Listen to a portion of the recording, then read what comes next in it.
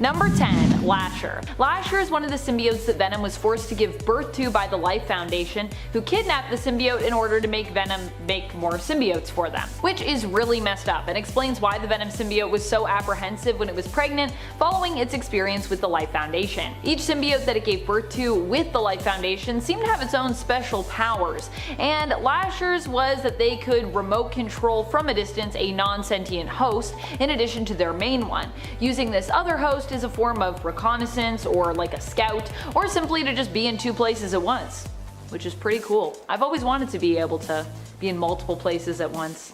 I could get so many things done. Coming in at number 9, we have Damian Wayne, the son of Batman. Genetically engineered and grown in an artificial womb following the relationship between Talia al Ghul and Bruce Wayne, Damian was intended by the villain Ra's al Ghul to be his ultimate successor as the ruler of the League of Shadows. Trained to be an assassin from an incredibly young age, Batman wasn't even aware that he had fathered a son until the boy was 10 years old and left in his care by Talia. And while initially the father and son combo had some issues sorting out their issues, and Damian's stance on the whole no-killing rule going against everything Bruce Wayne stood for, Damian has since become an important member of the Bat family as the 5th Robin and continues to be an essential ally of Batman to this day. Coming in at number 8, we have Valeria Richards, the daughter of Reed Richards and Sue Storm. Conceived during a Fantastic Four adventure within the Negative Zone, this led to unexpected consequences for both the baby and her mother, with frequent bursts of cosmic radiation endangering everyone nearby. In a really weird twist, the only one who was able to safely deliver the child was Victor Von Doom, the arch-enemy of her own father and the one that gave her the name of Valeria. Although at first glance she appears to not have any powers, Valeria has a greatly increased intelligence due to the cosmic radiation her parents endured, meaning that she's likely to become even smarter than Reed Richards once she's old enough. And in a Marvel universe filled with geniuses, that just might be enough to be one of the more powerful beings in the entire universe. Coming in at number 7, we have Terry McGinnis, aka Batman Beyond. Originally appearing in the beloved animated series of the same name, Terry was the sarcastic and wisecracking next-generation Batman in a dystopian future Gotham, led by an elderly retired Bruce Wayne. However, Terry's connection to Bruce wound up being more than just as an adoptive father, as it was eventually revealed that Bruce Wayne is biologically Terry's father, as Terry's actual dad had his genetics replaced by those of Bruce Wayne, essentially making the two heroes related and Terry the true son of Batman. Even without this connection though, Terry McGinnis stood out as a worthy successor to the Dark Knight, developing his own iconic rogues gallery and even being able to defeat villains that the original Batman never could, such as the Joker. Coming in at number 6, we have Hope Summers. The first mutant born since the Scarlet Witch turned mutant kind into an endangered species, Hope was raised by her adoptive father Cable in the far future of the Marvel Universe, and only returned to her own timeline once her powers had begun to manifest. With the use of the Phoenix Force, Hope was eventually able to restore powers to much of mutant kind and undo the effects of M-Day. Capable of both mimicking and altering the powers of other nearby mutants without any of the usual deadly side effects, Hope's powers were so useful in conjunction with other mutants that she's since become one of the 5 most important beings on the entire island of Krakoa, and is a key part of the process that now allows for mutant immortality.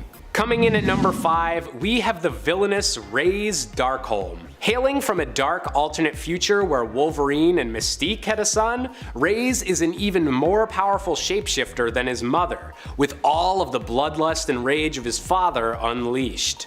Traveling to the main Marvel timeline and impersonating Kitty Pryde in order to get close enough to strike at his father, Ra's planned to wipe out humanity in this reality in order to create a safe haven across the multiverse for all of mutant kind, and was willing to do anything and impersonate anyone to achieve it. Coming in at number 4, we've got to go with something a little more live action than the rest of these comic books, with X-24 from the movie Logan. An allegedly perfect clone of Wolverine, but with none of the compassion or humanity, X-24 was treated like an attack dog and followed the orders of Xander Rice to hunt down and capture the real Wolverine and the young mutant girl he was protecting. Based on Wolverine during his prime years, he was able to physically overcome the true Wolverine and was only able to be defeated by a bullet made of pure adamantium to the back of the head. Talk about overkill. Coming in at number 3, we have Hulk Jr. And no, I promise this didn't suddenly become a list about Bruce Banner's kids. In the alternate future that's often seen in stories involving Old Man Logan, Hulk Jr. is the last surviving grandson of Bruce Banner, and the last member of the infamous and cannibalistic Hulk gang. Following their defeat by Wolverine, Logan decided to raise this young gamma-mutated child as a member of his own family. So, while the two might not be biologically related, Hulk Jr. grew into a heroic figure because of how he was raised, and would go on to start a new generation of heroes on this post-apocalyptic world, bringing some hope to a land filled with tragedy. Coming in at number 2, we have Laura Kinney, aka X-23. Created by the Weapon X project when they were attempting to remake the success of Wolverine with a genetic sample that had a damaged Y chromosome, Laura is otherwise a perfect clone of Logan in every way. While her early years were traumatic and occasionally brought her into conflict with Wolverine and the X-Men, in recent years she's actually taken up the name of Wolverine herself, living up to the title that's inspired mutants for generations and helping carve out a new place for mutant kind in a new world. And finally, coming in at number 1, we have Daken, the dark son of Wolverine.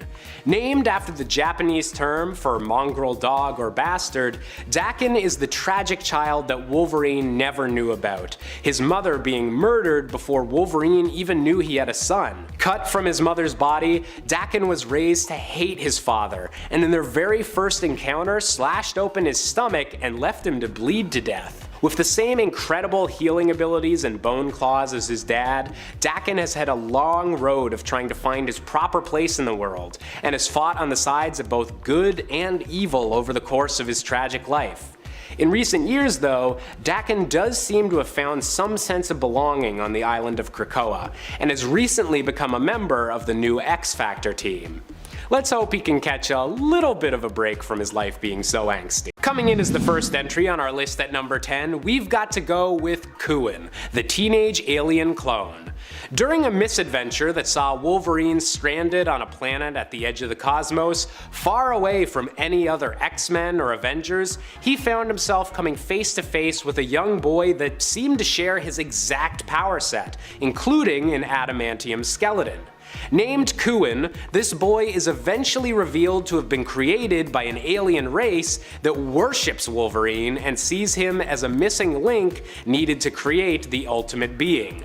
Unfortunately, it's also implied that the cloning process was imperfect and that the adamantium attached to Kuin's bones might not be able to grow with the rest of his body, leaving this story just as tragic as it is odd. Number 9, Dylan. Dylan might not initially seem like a child of Venom, but in a way he is. In fact, it's even been suggested that he might actually be a part of Venom, a piece of the symbiote broken off and molded into something new, or at the very least blended with something new. Venom was a genetic contributor at the time of Dylan's conception, as Anne Wang, his mother, was bonded with the Venom symbiote when she became pregnant with Dylan. Dylan is therefore kind of like Eddie's, Anne's, and Venom's child all together. Dylan initially demonstrated powers which allowed him to control and bend symbiotes to his will, in addition to repelling and resisting them if they wanted to bond to him and he didn't want to. This made him insanely powerful. However, during the King in Black event, he lost this power, which it turns out was attached to the God of Light when his father Eddie Brock destroyed Null, who was attempting to take hold of Dylan's body via the living abyss inside him. As it stands now, Dylan is bonded with the Venom symbiote, which grants him some power, but he is also still very new to this whole thing, meaning he's not particularly skilled or really powerful just yet, which is why I ranked him so low. So low, despite his cool powers he once had that were pretty unique. And friends, before we move on to this next spot, if you are loving this list and you want more Venom lists, you want to learn about more of the Venom family, be sure to let us know by giving this video a thumbs up. Number 8.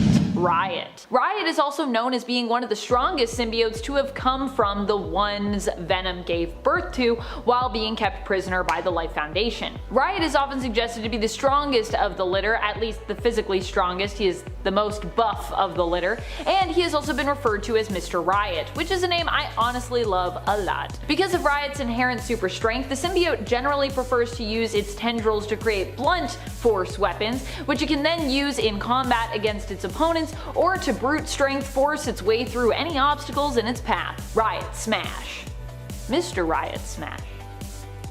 Number 7. Scream. Scream was maybe one of the most powerful of the forcibly birthed Life Foundation offspring of Venom, and I mean powerful just in the overall sense. I say was as well because technically Scream was destroyed by Andy Benton, its latest host. In fact, with Andy it was also at its most powerful, as Andy could also summon and wield Hellfire, which it would be immune to so long as Andy willed that. Unfortunately, in the end, the Scream symbiote and Andy ended up in a fight against one another where Andy was forced to defend herself using the very same Hellfire against Scream this time, as opposed to with Scream. This unfortunately kills the symbiote. While it was alive, Scream's powers were similar to the Venom symbiote, which included the added level up of creating wings for itself and using those wings to fly around, and the unique ability of turning its tendrils into hair that they could then manipulate at will, similar to Medusa of the Inhumans. Also, I just like hair powers, I think they're cool. Number 6.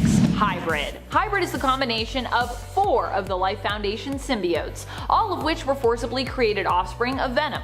Hybrid is the entity that exists when Phage, Agony, Lasher, and Riot come together. Being a combined symbiote, Hybrid has all the powers of the individual symbiotes that make it up. Mostly this means it is power similar to relatives such as Venom and Carnage, but it can also absorb chemicals, produce acid which it can use to attack with, balance the emotions of its host, and can remote control a smaller non-sentient host such as a dog, while still maintaining a bond with its main sentient host at the same time, which obviously that's a power that comes from Lasher.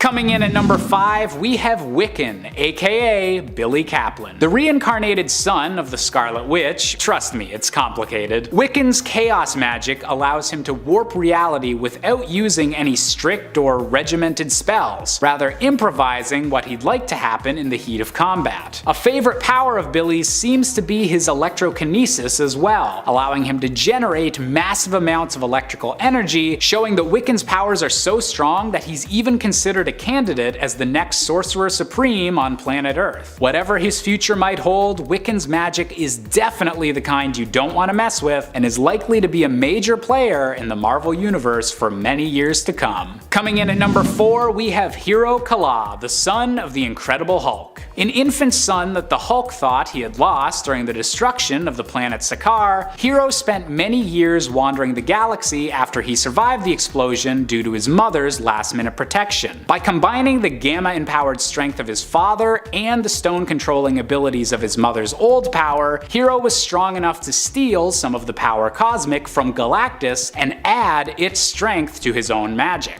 While not green-skinned or as strong as his dad, Hero Kala has continued to try and lead the Sakaaran people and find them a new suitable home amongst the stars. Coming in at number 3, we have Mark Grayson, aka Invincible. The son of Nolan Grayson, aka Omni-Man, the most powerful superhero in the Image Comics universe, Mark was raised for much of his life fully aware that he was half human and half Viltrumite, but believing his father to be an icon of justice and peace for the world. Unfortunately for Mark, the Viltrumite Empire is actually dead set on conquering the universe, with Omni-Man actually supposed to be preparing the Earth for invasion by Viltrumite forces. Horrified at everything his father stands for, Mark wound up embracing his role as Invincible even more, using his Viltrumite strength to become one of the strongest heroes in his universe, and doing whatever it takes to keep Earth safe from the cosmic forces that threaten it, including his own people. Coming in at number 2, we've got Franklin Richards, the young son of Reed Richards and Sue Storm. Initially believed to be one of the most powerful mutants in all of existence, emergence as the son of Mr. Fantastic and the Invisible Woman, it was eventually revealed that Franklin's reality warping powers were so great that he'd altered his own X gene in the past to give an origin story to his incredible powers, hiding them as being of mutant origin when they're potentially even more otherworldly. Capable of creating entire universes like some sort of young human celestial, Franklin Richards is one of the most powerful reality manipulators in the entire Marvel universe. And while he hasn't quite made a superheroing career of his own yet, he's definitely on a whole different level of power.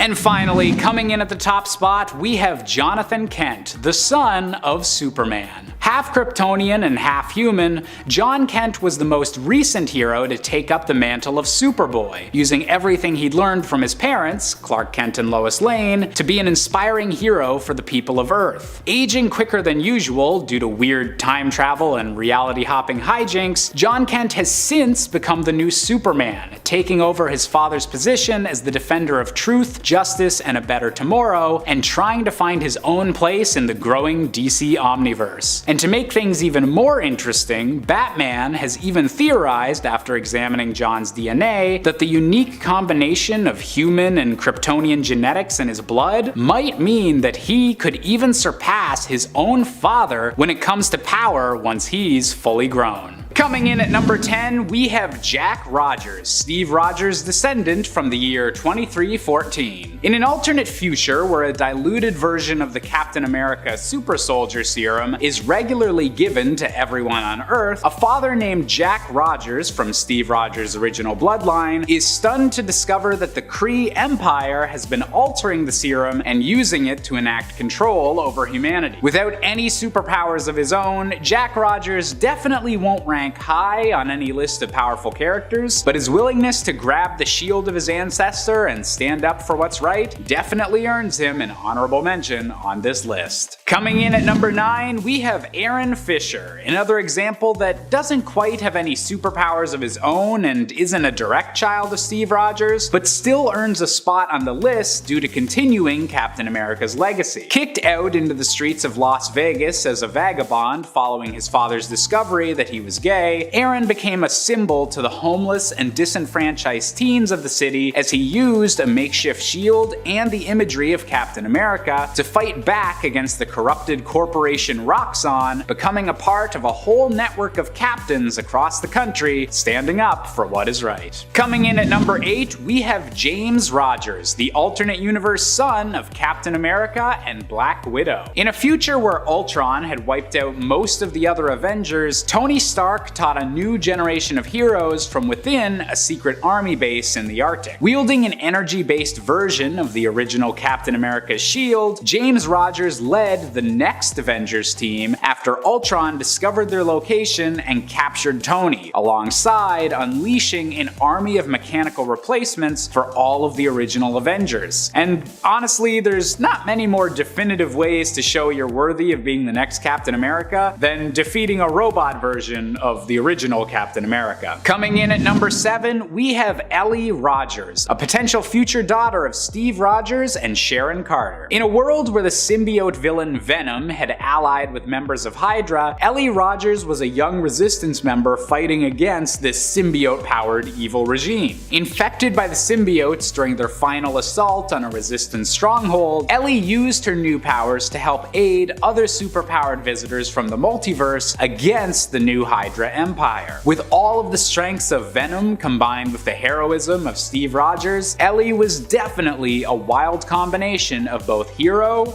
and villain. Coming in at number 6, we have Steve Rogers V, aka Commander America. In the alternate future of the 22nd century, the 5th generation of Captain America is the leader of the Cosmic Avengers, and the result of generations worth of scientific tinkering to create the perfect recreation of the original Captain America. With the exact powers of the original Steve Rogers, this Commander America was an essential hero in the final battle against the Kree and Skrull empires as they set to invade Earth, and even wound up teaming up with the original Guardians of the Galaxy back when they were a team from the Marvel Universe's future. With all of these cosmic additions alongside a higher rank to boot, this version of Steve Rogers is definitely one to keep an eye on. Coming Coming in at number 5, we've got Danielle Cage, a potential Captain America of the future. The grown-up child of both Jessica Jones and Luke Cage on Earth 15061, Danielle might not be literally related to Captain America, but has nonetheless taken up the heroic mantle in a Manhattan where climate change makes flooding incredibly frequent and gangs roam the streets. With her own arch nemesis in the form of the Golden Skull, because obviously we need to up the ante from just red, Danielle Cage is also one of the physically strongest Captain Americas throughout the multiverse, inheriting both the strength-based power sets of her parents and letting her throw that red and blue shield as hard as it's ever been thrown before. Coming in at number 4, we have Ian Rogers, aka the New Nomad. Following a misadventure that saw Captain America stuck within the mysterious Dimension Z, Steve Rogers wound up finding an infant boy within this dangerous environment. Actually the son of his villain, Arnim Zola, Cap wound up raising the boy in Dimension Z for what felt like 11 years, becoming an adoptive father to the rapidly aging boy. While Steve would eventually leave Dimension Z, Ian chose to stay behind as its defender, adopting one of Steve Rogers' previous superhero names of Nomad to fight back against Zola's other creations that had taken over the entirety of Dimension Z. And given that Ian has since reappeared a few times visiting the main Marvel universe, this is one of the few occasions where Steve and one of his possible kids wind up having a somewhat actual happy ending. Coming in at number 3, we have Sharon Rogers from the mobile game Marvel Future Fight. In an alternate universe where Captain America was never frozen in ice at the end of the Second World War, Steve Rogers and Agent Peggy Carter helped win the war and celebrated V-Day with a private marriage ceremony. Decades later, with the two heroes since having retired, their daughter Sharon now wields both Captain America's shield and a futuristic energy lance, continuing her parents' battle for peace and justice across the world. Coming in at number 2, we have the Ultimate Universe version of the Red Skull. That's right, in the notably darker and edgier Ultimate Universe, Captain America's deadliest and most iconic foe is none other than his own son. Conceived during his last night with his World War II era girlfriend, Gail Richards, the Red Skull was completely unknown about by this version of Steve Rogers. Born after his father was frozen in ice, the baby was taken in by the military and grew up in foster care. Growing up with an inferiority complex, this child would eventually scar himself and break free from his government holdings, becoming the criminal mastermind known as the Red Skull and sowing chaos throughout the world as a professional assassin, even being behind this universe's version of the assassination of John F. Kennedy. Sounds like you've got some family issues to work out here, Steve. And finally, coming in at our top spot, we have Sarah Rogers, the daughter of Captain America and Rogue, one of the most famous members of the X-Men. In an alternate what-if reality where the heroes and villains of the Marvel Universe never left the combined planet of Battleworld, many of the characters have settled down and decided to call a truce. When the son of Victor Von Doom begins to enact a plan to return to Earth and conquer it, however, Steve and Rogue's daughter Sarah has no choice but to embrace her heroic heritage and launch a resistance against Doom's son, rallying other heroes by being the first hero in a generation to be able to lift the magical hammer, Mjolnir. With Thor's weapon, the strength of Steve Rogers, and Rogue's ability to fly, Sarah Rogers just might be the most powerful child of Captain America. Coming in at number 10, we have Jimmy Hudson, the son of Ultimate Wolverine. In the Ultimate Marvel Universe, things weren't looking too hot. Magneto had gone off the deep end and murdered a large portion of both the world population and the X-Men, even killing Wolverine with a blast powerful enough to rip the adamantium off his bones. Following this universe-changing event, a young boy named Jimmy Hudson was gifted a post-death holographic message from Wolverine revealing himself to be the boy's father. With the same healing factor and claws as his dad, along with the unique ability to change what substance his claws are made of years before the main Marvel Universe's Wolverine ever heard of hot claws, Jimmy Hudson was an ideal candidate as the X-Men looked to reform after the death of so many members.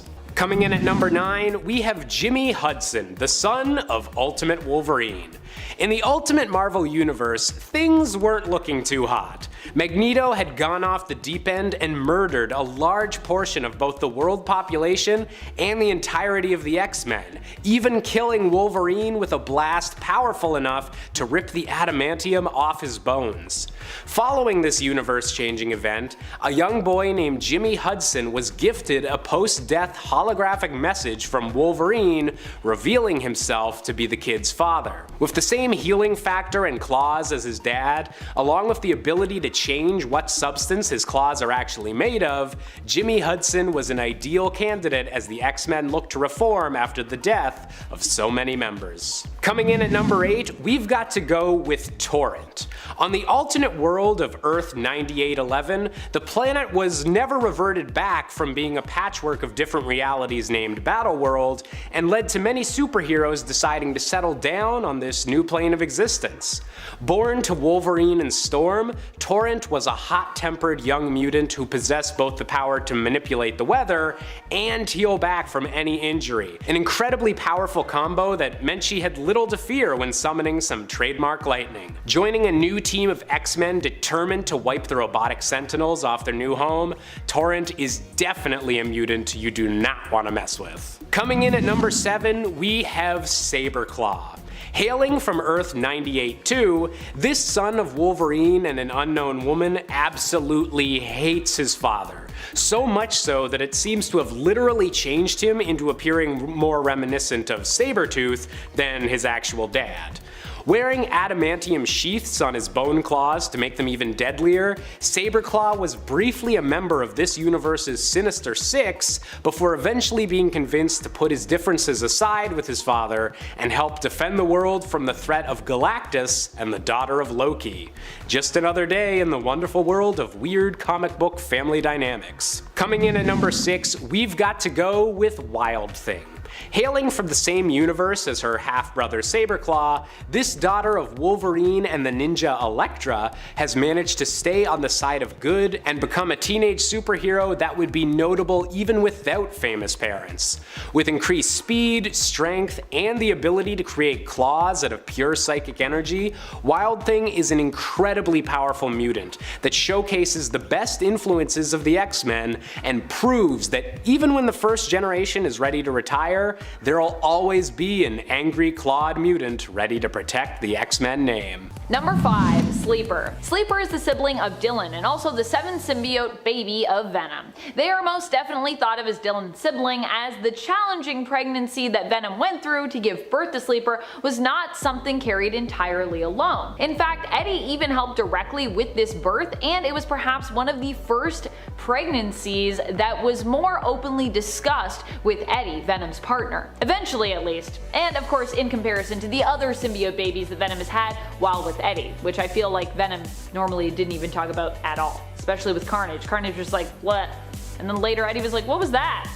And I was like, oh, I had a baby, whatever. Sleeper seems to be autonomous and doesn't specifically need a host, unlike some other symbiotes, especially in those early comic book days. I mean, back in the day, Venom was like, if I don't have a host, I'm literally gonna die. In this way, Sleeper is more of a giver, where their host would benefit more from their bond as opposed to the other way around. Sleeper boosts the abilities of its host and provides the additional power of producing various chemicals, some of which can be used to influence the emotional response of enemies, bending them to their will, making them sleepy, making them less aware so Sleeper can like sneak around more easily. Lots of cool stuff. And technically, Sleeper can also kind of use those chemicals to like get a little bit of telepathy going on, which is pretty cool. Number 4, Carnage. Definitely one of the most powerful children of Venom out there, and one that we can't have a list without would be Carnage. Carnage is much more ruthless than Venom and much more prone to violence, though this is likely because of the influence of this symbiote's first and main host, and often their chosen host to this day, Cletus Cassidy,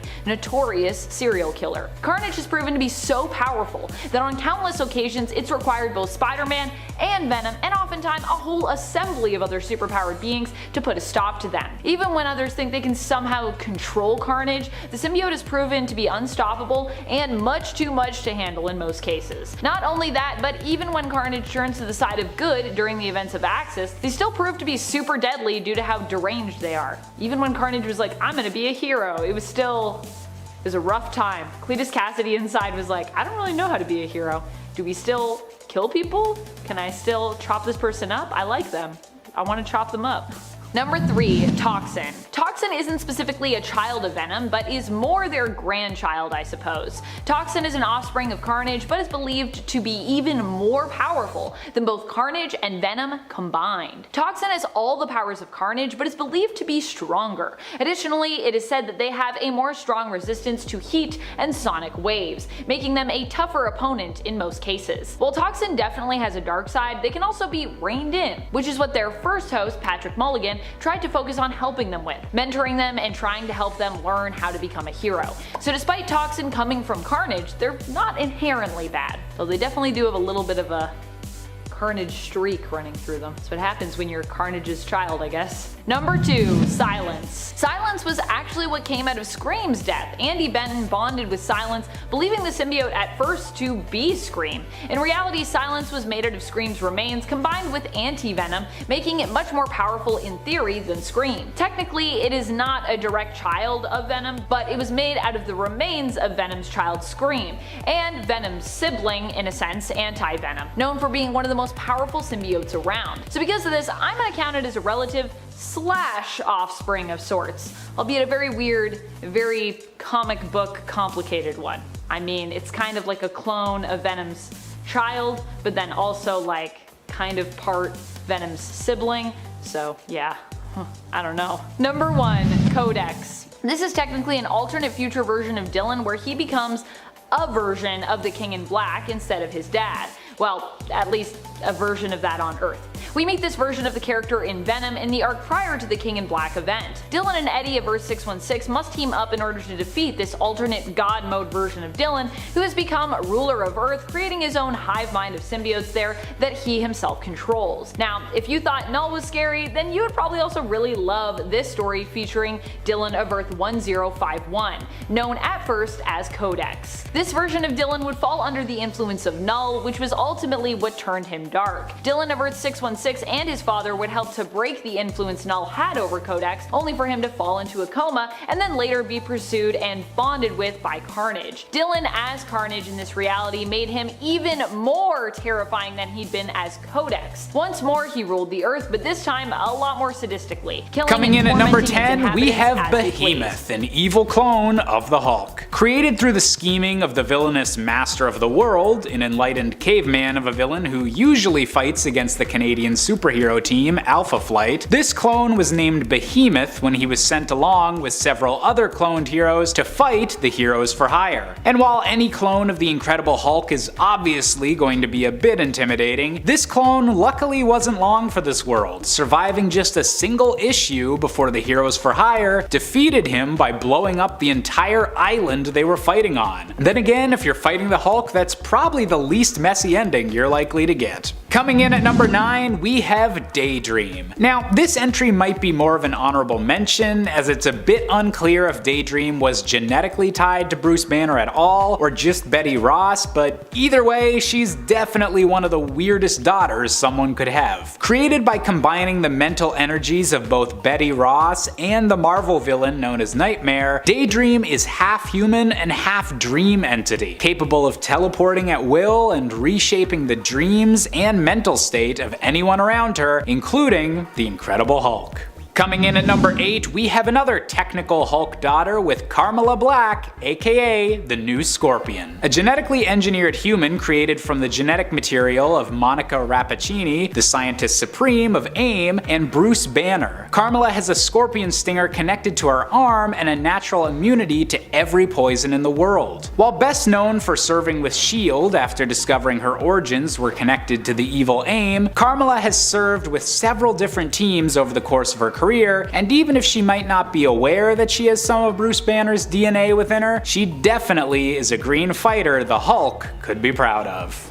Coming in at number 7, we have the Incredible Claw. And just in case you can't tell from the text on screen, yes, that's just the Hulk spelled backwards. Created by the psychic villain Zemnu to be a superior clone to the original Grey Hulk, Claw was far more intelligent than the usual Grey Hulk persona, at the cost of him being slightly less powerful than his original inspiration. Claw was nearly able to kill both the Green and the Red Hulk with the help of Zemnu, but was eventually defeated whenever the hero Impossible Man combined both Red and Green Hulks into the Compound Hulk, a more powerful gamma creature that was able to put down Claw for good. Don't you just love a totally normal and not weird at all comic book ending? Coming in at number 6, we have Hero Kala. An infant son that the Hulk thought he had lost during the destruction of the planet Sakaar, Hero spent many years wandering the galaxy after he survived the explosion due to his mother's cocoon. Embracing the heritage of his mother's people, Hero converted their religion's old power into a new power by merging his psychic abilities with that of Galactus's power cosmic. While not green-skinned or as strong as his father, Hero Kala has continued to try and lead the Sakaaran people and find them a new suitable home amongst the stars. Coming in at number 5, we have the Nerd Hulk, an evil clone from the Ultimate Universe. Created from Bruce Banner's stem cells by the sociopathic brother of Tony Stark, Gregory, Nerd Hulk was intended to be the best of both worlds version of the Hulk, with all the strength and rage of his gamma form combined with the intellect and restraint of Bruce Banner. However, this had the downside of making the Hulk actually afraid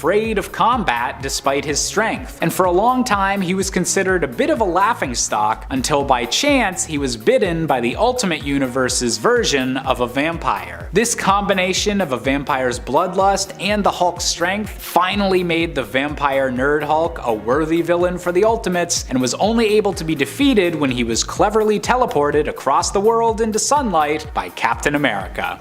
Coming in at number 4, we have Bo Banner. In the alternate apocalyptic future that the Old Man Logan stories take place in, the Hulk name has fallen into ruin, as the Hulk Gang is a roaming band of cannibal hillbillies that are apparently the spawn of the Hulk and his own cousin, having gone insane after receiving too much additional radiation from this version of America's nuclear war. One of the leaders of this hillbilly gang is Bo Banner, who winds up killing Wolverine's family after they're late paying protection fees. And while Wolverine dispatches Bo in a gruesome use of C4 explosives, cannibal descendants of the Hulk are still a pretty nasty and powerful surprise to find in this dark alternate future. Coming in at number 3, we have Lyra from Earth 8009. Born from the genetic material of the Hulk and her mother Thundra, the leader of an alternate future in which a warrior clan of women have taken over the planet, Lyra was intended to be the perfect union of the strongest man and the strongest woman in existence. And while Lyra's gamma powers have the unfortunate setback of actually making her weaker as she gets angrier, Lyra still has one hell of a punch due to the combined genetics of her parents. Trained in combat with every sort of physical weaponry imaginable, Lyra has since become an ally and friend of Earth 616's She-Hulk and fights by her side as an occasional accomplice. Coming in at number 2, we have Bruce Banner Jr., the youngest child of the Hulk gang from the post-apocalyptic Old Man Logan future we introduced earlier in this list. Bruce Banner Jr. was first introduced as just an ugly Hulk baby, kinda looking a little bit like the Grinch. However, in a storyline set 500 years later, this Hulk baby has grown into a new, more heroic version of the Hulk villain Maestro, himself a completely different evil future version of Bruce Banner. Having overcome his horrific origins to become an intelligent and heroic leader, Bruce Banner Jr. would occasionally cross over into the main Marvel universe and is currently still looking for a new world to call his own.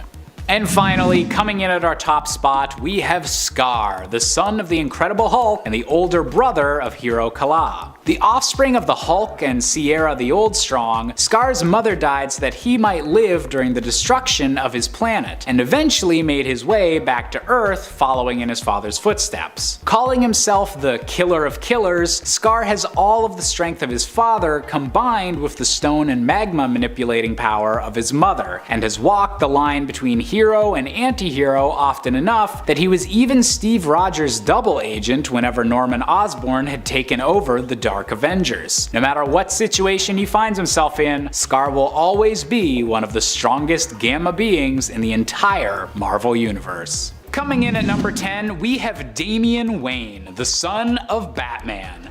Genetically engineered and grown in an artificial womb following a night of passion between Talia al Ghul and Bruce Wayne, Damian was intended by the villain Ra's al Ghul to be his ultimate successor as the ruler of the League of Shadows. Trained to be an assassin from an incredibly young age, Batman wasn't even aware he had a son until the boy was 10 years old and left in his care by Talia.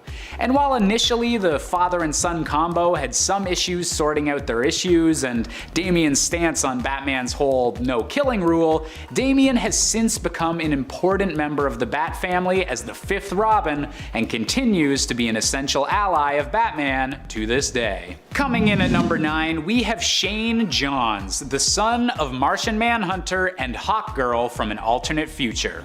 While attempting to find a way to prevent Lex Luthor from unleashing the Dark Goddess Perpetua, the Justice League found themselves traveling through a six-dimensional doorway to a future where the forces of good had seemingly finally won their constant battle with the forces of evil.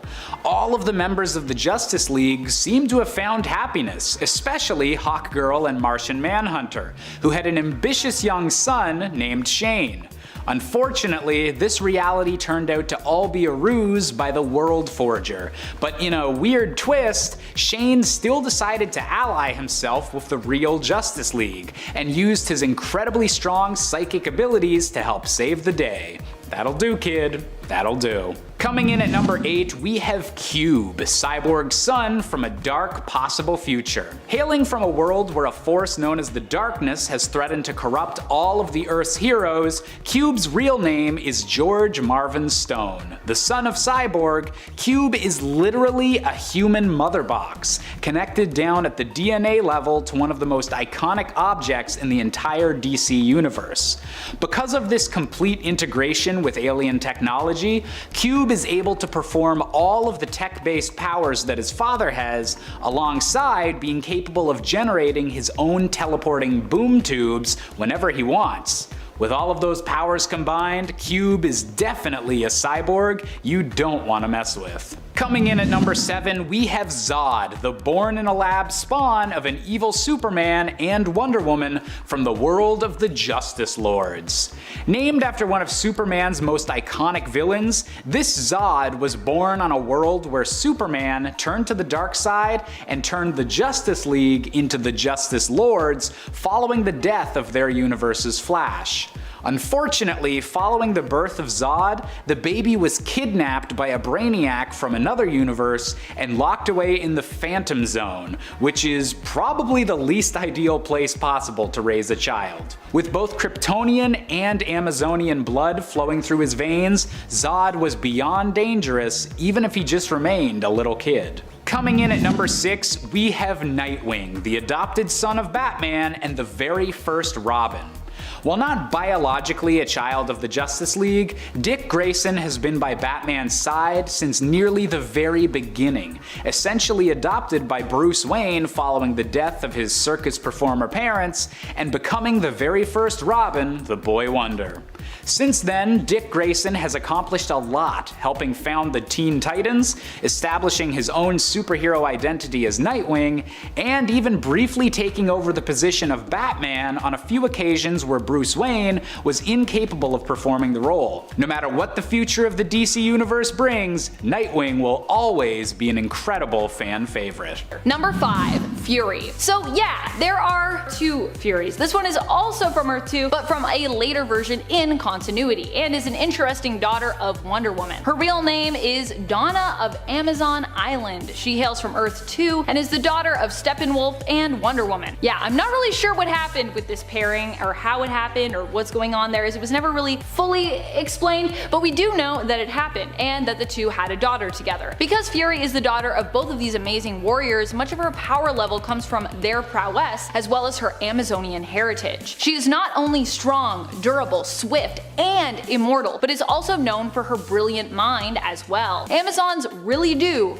have it all. Number 4. Bruce Kent. Bruce Kent is the son of Wonder Woman and Superman from the Superman Distant Fires comic. Because everyone loves when Superman and Wonder Woman get together, settle down, and have kids. It's just what people are into. Bruce Kent, being born of both heroes, inherited many of his father's powers, which means he's pretty powerful. He ended up being sent away, however, by Superman when he was younger, which means that he might not have learned as much from his mother and father as some of Wonder Woman's other kids. However, he's still pretty OP, hence why he's on the list. Number 3. Supergirl. Lara is the daughter of Wonder Woman and Superman from the Dark Knight Returns reality of Earth 31. She's John's older sister. She made her first appearance in Dark Knight Strikes Again and was created by Frank Miller. Because she is the daughter of Superman and Wonder Woman, there is almost nothing Lara can't do between her Kryptonian and her Amazonian heritage and powers together. She is an amazingly skilled fighter with a strong will and also possesses abilities similar to her father. Number 2. Hyperman. Hyperman is the son of Wonder Woman and Superman from the reality of Earth 22, the Kingdom Come universe. There, Wonder Woman and Superman would end up together, and once their son was born, ask Batman to be his godfather and also help raise and train him. Unfortunately, the youngster ended up being kidnapped before any of this could take place, as while being taken, he made a connection with Hypertime that basically gave him dominion over it. He would slip into Hypertime to be raised by an older version of himself and act as a guardian of time and reality, aka Hypertime. Because of his connection to Hypertime, he would therefore also possess the ability to travel to alternate worlds, dimensions, and through time, which I think is pretty powerful. You're winning.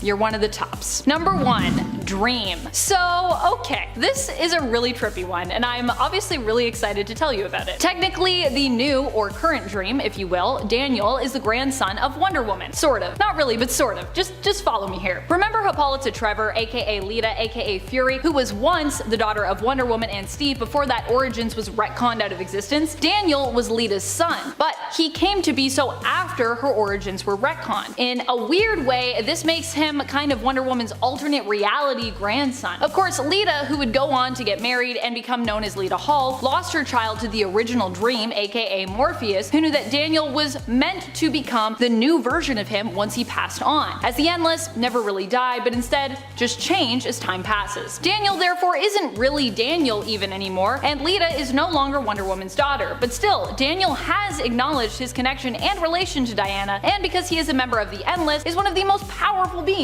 in the DC universe. So hence why he's the most powerful child of Wonder Woman. Family member of Wonder Woman? I'm gonna count it. I feel like grandsons should count as a form of children. You know, even alternate reality grandsons. Number 10. Etta and Vicky Trevor. These two hail from a very dark reality, the alternate Earth and number 34 from the DC multiverse. Here, Wonder Woman's home was invaded by the British military and she ended up being enslaved and taken away when she was young, kidnapped, and brought to London, where she grew up poor on the streets. Eventually, she was taken in by the evil Captain Stephen Trevor of the universe, who paraded her around as an Amazonian oddity, profiting off of her and eventually also marrying her. Because I guess that's what you do when you profit off of someone in London in this evil time. The couple had 2 children together, and while we don't know if they discovered their powers, we can assume they eventually would, as Diana herself did, and use them to oppose an evil king and save those who cannot save themselves, becoming known as the hero Wonder Woman. Number 9. John. John is pretty young still on the alternate world of Earth 31, the Dark Knight Returns reality, but it is still possible he could grow up to be stronger than most on this list. Still, because he's so young is why he's getting ranked so low to start us off. John is the son of Wonder Woman and Superman, and there is a good chance that he will become just as powerful, possibly even more powerful than his sister, who already is known for her strength and abilities in this reality. He's got a lot of potential, basically. And my friends, before we move on to the next spot, if you are loving this list as much as I am loving giving it to ya, then please be sure to let us know by giving this video a thumbs up. Number 8. Wonder Girl. Wonder Girl is Stephanie Trevor, the daughter of Steve Trevor and Wonder Woman from the alternate Earth of 3839. She first appeared in Superman and Batman Generations 2, issue number 1. She was created by John Byrne. I love Byrne, by the way. She was actually born the same year as Superman and Lois Lane had their daughter in this reality, Kara Kent. In the future, she'd go on to take over her mother's mantle of Wonder Woman. Her powers are similar to those of her mother. She has a divine empowerment that gives her godlike agility, strength, and durability due to her Amazonian heritage and due to being Diana's daughter. Number 7. Hunter Prince. Hunter Prince comes to us from Justice League Legacy. Initially, people were not sure who Hunter's father was, with many speculating that it could be Superman or Batman. However, in truth, his dad was less of a man or super and more of a cosmic entity known as the Darkness. It was because of the fear within Diana after her exposure to the darkness that caused her to conceive Hunter. After being born, Diana entrusted friends Superman and Lois Lane to raise her son, but Hunter would come to believe that Diana had given him up because he was a boy, creating tension between him and her when they met after he traveled back in time. Hunter, like many of Wonder Woman's other children, possesses godlike superhuman abilities due to him being born of an Amazon. But I don't think we consider him an Amazon because he's a guy. I don't know. Maybe Hunter's like the first male Amazon. I like to think of it that way. Number 6. Fury. This daughter of Wonder Woman hails from pre-crisis Earth 2 and her name is Hippolyta Trevor. Her nickname would become Lita and she would take on the superhero name of Fury. However, this was Lita's story pre-crisis, and post-crisis she would have her origins changed completely, with her no longer being the Wonder Woman of Earth 2's daughter, as Wonder Woman of Earth 2 had basically been erased from existence. However, there was a time when she was the daughter of Diana and her love Steve Trevor, and while Fury's character was changed, you can still go back and actually read stories from that previous continuity before the reset happened. Lita was known for her super jumping powers, her super strength, and her godlike agility. She was also a super skilled combatant being trained by her mother. Coming in at number 5, we have Terry McGinnis, aka the next Batman. Originally appearing in the beloved animated series Batman Beyond, Terry was the sarcastic and wisecracking next-generation Batman in a dystopian future Gotham, led by an elderly and retired Bruce Wayne. However, unlike Nightwing, Terry's connection to Bruce wound up being more than just as an adoptive father, as it was eventually revealed that Bruce Wayne is biologically Terry's father, as Terry's actual dad had his genetics replaced by those of Bruce Wayne, essentially making the two heroes related. Even without this connection though, Terry McGinnis stood out as a worthy successor to Batman, developing his own iconic rogues gallery and even being able to defeat villains that the original Batman never could, such as the Joker. Coming in at number 4, we have Hunter Prince, the potential future son of Wonder Woman. In the same dark future that Cyborg's son Cube hailed from, Wonder Woman was one of the first heroes to be infected by the darkness, giving birth to a son that could become an even more powerful vessel for the villain. Wonder Woman gave the boy up to Superman and Lois Lane, hoping that they would be able to prevent her son from going to the dark side, but unfortunately, Hunter believed his mother was giving him up because he was male, as was Amazonian custom. Growing up angry at the previous generation that had failed him, Hunter possessed all of the strengths of Wonder Woman, including her lasso of truth and bracelets of submission, making him a truly powerful and angry enemy. Coming in at number 3, we have 2 for the price of 1 with the Tornado Twins, the potential villainous children of the Flash. Born in the 30th century when Barry Allen had briefly retired there with Iris West, these versions of the twins grew up without a father, as Barry was believed to be dead and never returned to that timeline following the events of Crisis on Infinite Earths. Filling the place of Barry in his absence was unfortunately the Reverse Flash, a villain dead set on ruining Barry's life and creations in any way possible, and turning Barry's twin children into supervillains was right up his evil alley. Having since become members of the Legion of Zoom, a collective of speed-based villains, Dawn and Dawn Allen have the full power of the Speed Force at their disposal, making them incredibly powerful and incredibly dangerous. Coming in at number 2, we have Hyperman, a distant future version of the potential son of the Man of Steel. In the same reality where the storyline Kingdom Come took place, the young son of this reality Superman, Jonathan Kent, was kidnapped by the villain known as Gog and encased first in a prison of kryptonite and then trapped within the weird branch of reality known as Hypertime. Luckily, someone was there to watch over the infant, his own future self, a hero known as Hyperman that was destined to become even greater than Superman. The baby was eventually able to be saved through the joint efforts of the Kingdom Come universe and the main DC universe's heroes, and the Kingdom Come parents of this child are now determined to make sure that Hyperman's bright future becomes a reality. And finally, coming in at our top spot, we have John Kent, the true son of Superman. Half Kryptonian and half human, John Kent was the most recent hero to take up the mantle of Superboy, using everything he'd learned from his parents, Clark Kent and Lois Lane, to be an inspiring force for the people of Earth. Aging quicker than usual due to weird time travel and reality-hopping hijinks, John Kent has since become the new Superman, taking over his father's position as the defender of truth, justice, and a better tomorrow, and trying to find his own place in the growing DC Omniverse. And to make things even more interesting, Batman has even theorized after examining John's DNA that the unique combination of human and Kryptonian genetics in his blood might mean that he could surpass even his own father when it comes to power once he's fully grown.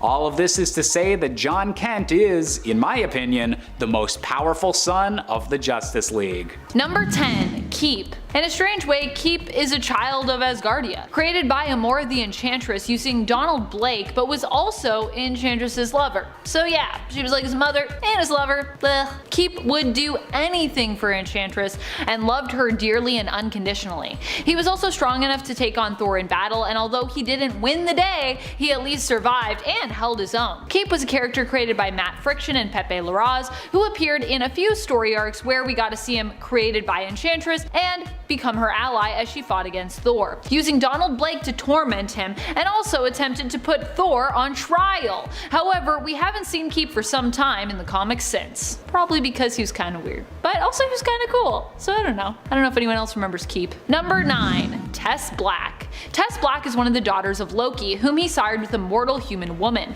However, we never learn of her mother's name. We just know that she is Loki's daughter and is living in New York when Morwen, a sorceress of chaos, takes hold of her, using her as a host body. When Morwen learns of Tess Black's origins, she says that this explains why her strength has been bolstered and improved, since Tess is technically a demigoddess. Although, while in her mortal form, we haven't seen her wield any of her powers generally known to belong to someone of such strength, though that could simply be because she's completely unaware that she's related to the Asgardian god of mischief. Spider-Man and Loki teamed up to take down Morwen, but following that, Loki made sure Tess had no memory of the experience or of her relation to him. So she's probably just wandering around right now as like a normal human. And before we move on to this next spot, just a reminder to give this video a thumbs up. It really does help us out here at the channel, and thank you to everyone who's already done that. Thank you. Number 8. Taurin. Taurin is the daughter of Sif and Thor in the animated universe of Earth 555326, belonging to Next Avengers Heroes of Tomorrow. Taurin learned that Ultron had defeated the Avengers and ended up mostly being raised and trained by surviving member Tony Stark.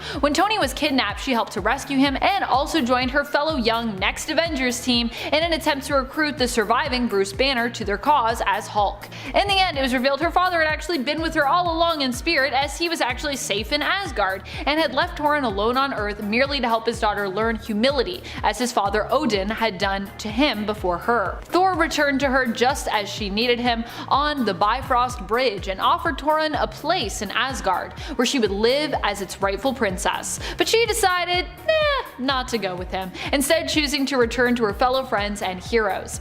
Instead, Thor gifted her new Asgardian armor to take back with her. Number 7. Magni. Magni comes to us from the alternate universe of Earth 3515, one that Thor realized he had to destroy because of how much he had royally messed it up. In this alternate future reality, Thor and Asgard ended up conquering Earth, facing off with Earth's mightiest heroes and winning against them. Magni was his son, born after this great victory.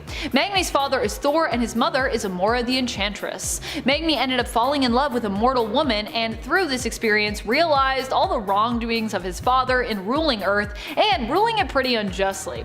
He ended up allying with the exiled Lady Sif, and together the two confronted the unworthy Thor about it. In the end, this confrontation and an unexpected attack made Thor realize the error of his ways, and he undid the events that led to this future, erasing it, and also erasing Magni, sadly. Bye. Number 6. Hela. Hela, like in Norse mythology, is believed to be the daughter of Loki, as well as in Marvel Comics. Although in the MCU, we see a different version of her in contrast to the main continuity of Earth 616, where in the MCU she is instead presented as having an origins to be Thor's long-lost sister, as opposed to his niece, which also makes her the sister as opposed to the daughter of Loki. Hela was prophesied to be a great danger to Asgard, and as such was made the ruler of Hell and the goddess of the dead. However, Odin wanted to maintain rule over the souls of Asgard and the souls of those who paid tribute to the Asgardian gods, worshipping them. This only made Hela vengeful towards her family and made her long for the souls of Asgard, and especially Odin, and usually Thor. Everyone wants Thor's soul, it's a hot commodity. Number 5. Vidar. Vidar was the son of Odin and Grid, the storm giantess. Just because Odin later ended up with Frigga did not mean he didn't have children with other women.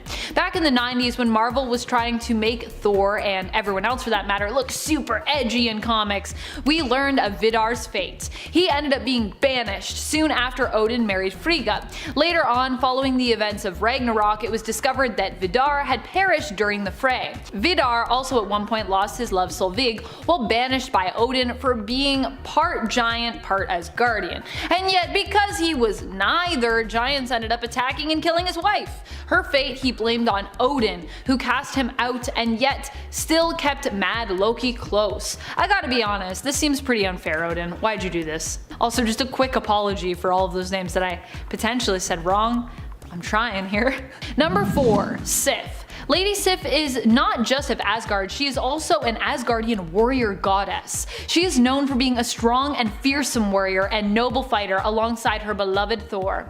While they have had an on and off relationship for some time, it seems she is often tormented by Thor's brother Loki because of Thor's general undying love for Sif. Originally, Sif had blonde hair, but Loki actually cut it all off to spite Thor, and then was made to give Sif back her hair again. However, instead of giving her golden hair, he had long black strands of night woven into hair for her. However, Thor loved her even more with dark hair, so the joke was on him. Loki has also possessed Sif's body before just to get back at Thor. Despite all of this torment, however, Sif still remains a fearsome warrior who rarely shies away from a fight or from conflict in general, even if it means pointing a sword at Kid Loki. Number 3. Brunhilde. Although we don't know specifically who Brunhilde's parents were, we do know that she is an Asgardian goddess and therefore a child of Asgard. She was chosen by Odin himself to become his Valkyrie and was given the responsibility of guiding and choosing the warriors who died in battle with honor to go up to Valhalla. She was in fact the leader of the Valkyror, an entire group of warrior goddesses tasked with this important responsibility to lift up the fallen mortals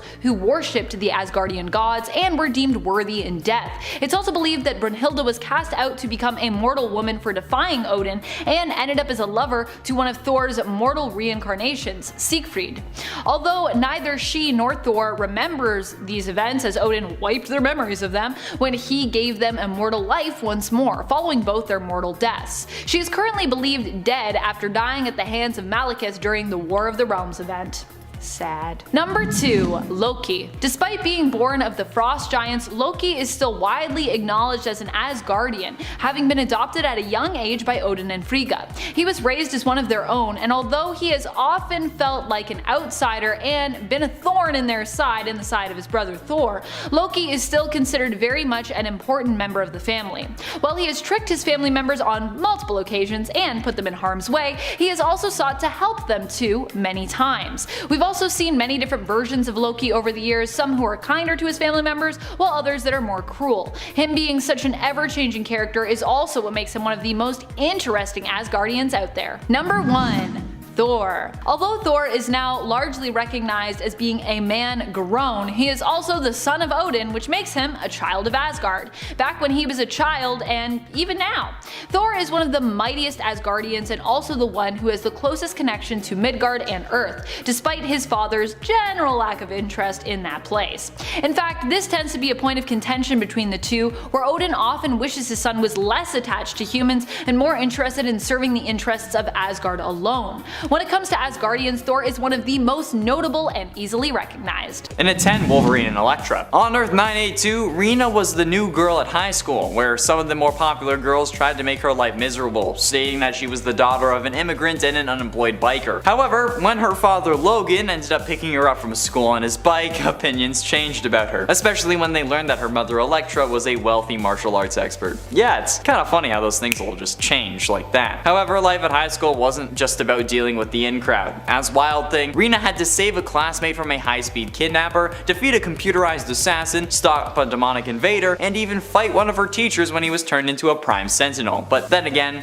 that's just high school. Another Sky High reference for those of you keeping track. Rena first appeared in J2 number 5 in 1998 and was created by Ron Lim and Tom DeFalco, even if technically she was created by Logan and Elektra. And at 9, Clint Barton and She-Hulk. On Earth 9811, Clint Barton Jr. was the son of two Avengers, Clint Barton aka Hawkeye and Jennifer Walters aka the She-Hulk, from an alternate reality where the heroes and villains assembled by the Beyonders to fight in a conflict known as the Secret Wars never left Battle World, the patchwork planet created by the Beyonder for them to fight on. After the heroes and villains called a truce, many of them settled down to raise families in a portion of the city of Denver that formed part of the planet. When their children were in their late teens though, the son of Dr. Doom and Enchantress, Vincent, assembled a team of the other villains' children and battled the children of the heroes, including Mustang, until their parents intervened. Kinda like when a couple groups of kids get into a fight on a playground until their parents drag them home. Man, I love that parallel. Mustang apparently possessed some degree of superhuman strength and durability inherited from his mother, and it is possible that he was as strong as her. However, because his father was not superhuman and due to his young age, it's unknown. Although he is also a skilled marksman because his father's Hawkeye. And at 8, Human Torch and the Wasp. On that same Earth of 9811, Johnny Storm and Janet Van Dyne also had a son. Unlike his hot-headed father and assertive mother though, Matthew had more of a nervous personality. Like I said previously, when the children were in their late teens, Vincent, the son of Dr. Doom and Enchantress, assembled a team of the villains and battled the children of the heroes, including Firefly, until their parents intervened. After the altercation though, the heroes' children used a device created by the Hulk to travel back to Earth. However, they arrived on an alternate Earth where the Sentinels ruled America, and they had wiped out most of the planet's mutants and superhumans. After defeating one of the robots, the kids decided that they had a purpose: to rid this world of the Sentinels. Matthew has the powers of both of his parents, pyrokinesis, flight, and shrinking because of Pym particles. Matt can also produce blasts made of solar energy that heats up one's molecules to the extent that the person will be incinerated. His powers also come from the sun or some other heated cosmic force, and if he exerts himself too much he will actually be left powerless, which I think being small would help with, because like you don't have to punch as hard because it's like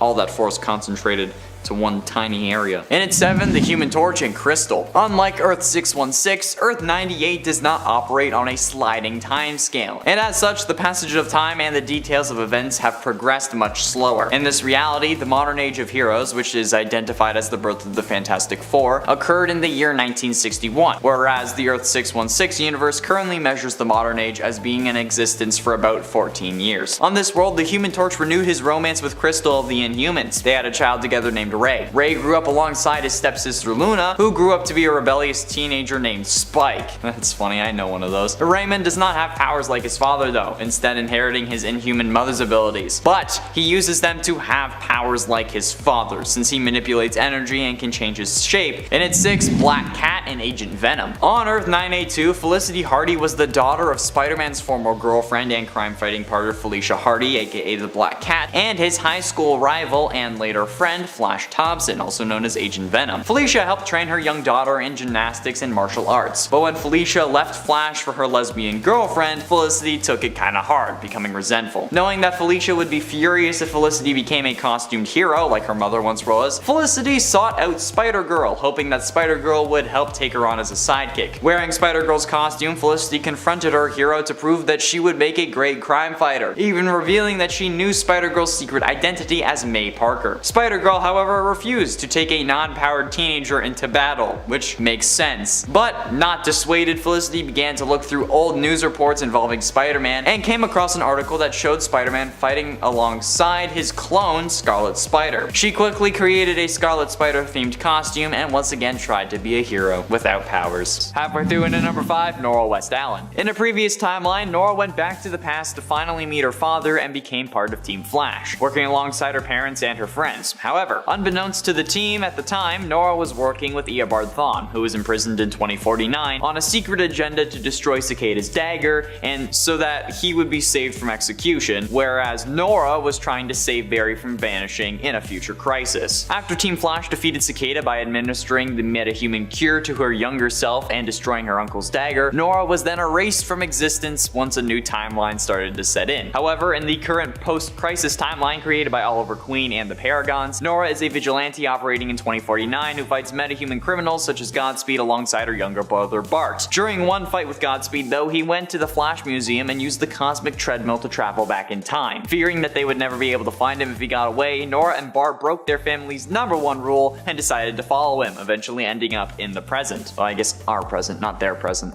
Saying present is kind of a broad term. However, Nora, I guess this post-crisis Nora, grew up with stories of her other timeline self. Of like, her parents were telling her about her other version, which is pretty messed up if you ask me. Like your parents going on and on about another version of literally you that you desperately have to try to live up to. Yeah, that's messed up. This is in the Arrowverse, by the way. And for Inertia, the bitter feud between the Allen family and the Thawne family would span generations, although despite them actually kind of sharing blood. Even in the 30th century, President Thawne sought to recruit Bart Allen in his revenge campaign against the Allens, since Bart was half Thawne himself. When that failed, Thawne mixed Bart's DNA with Thawne genetic material to create a speedster clone who he named Thaddeus Thawne, or I guess Thaddeus Thawne.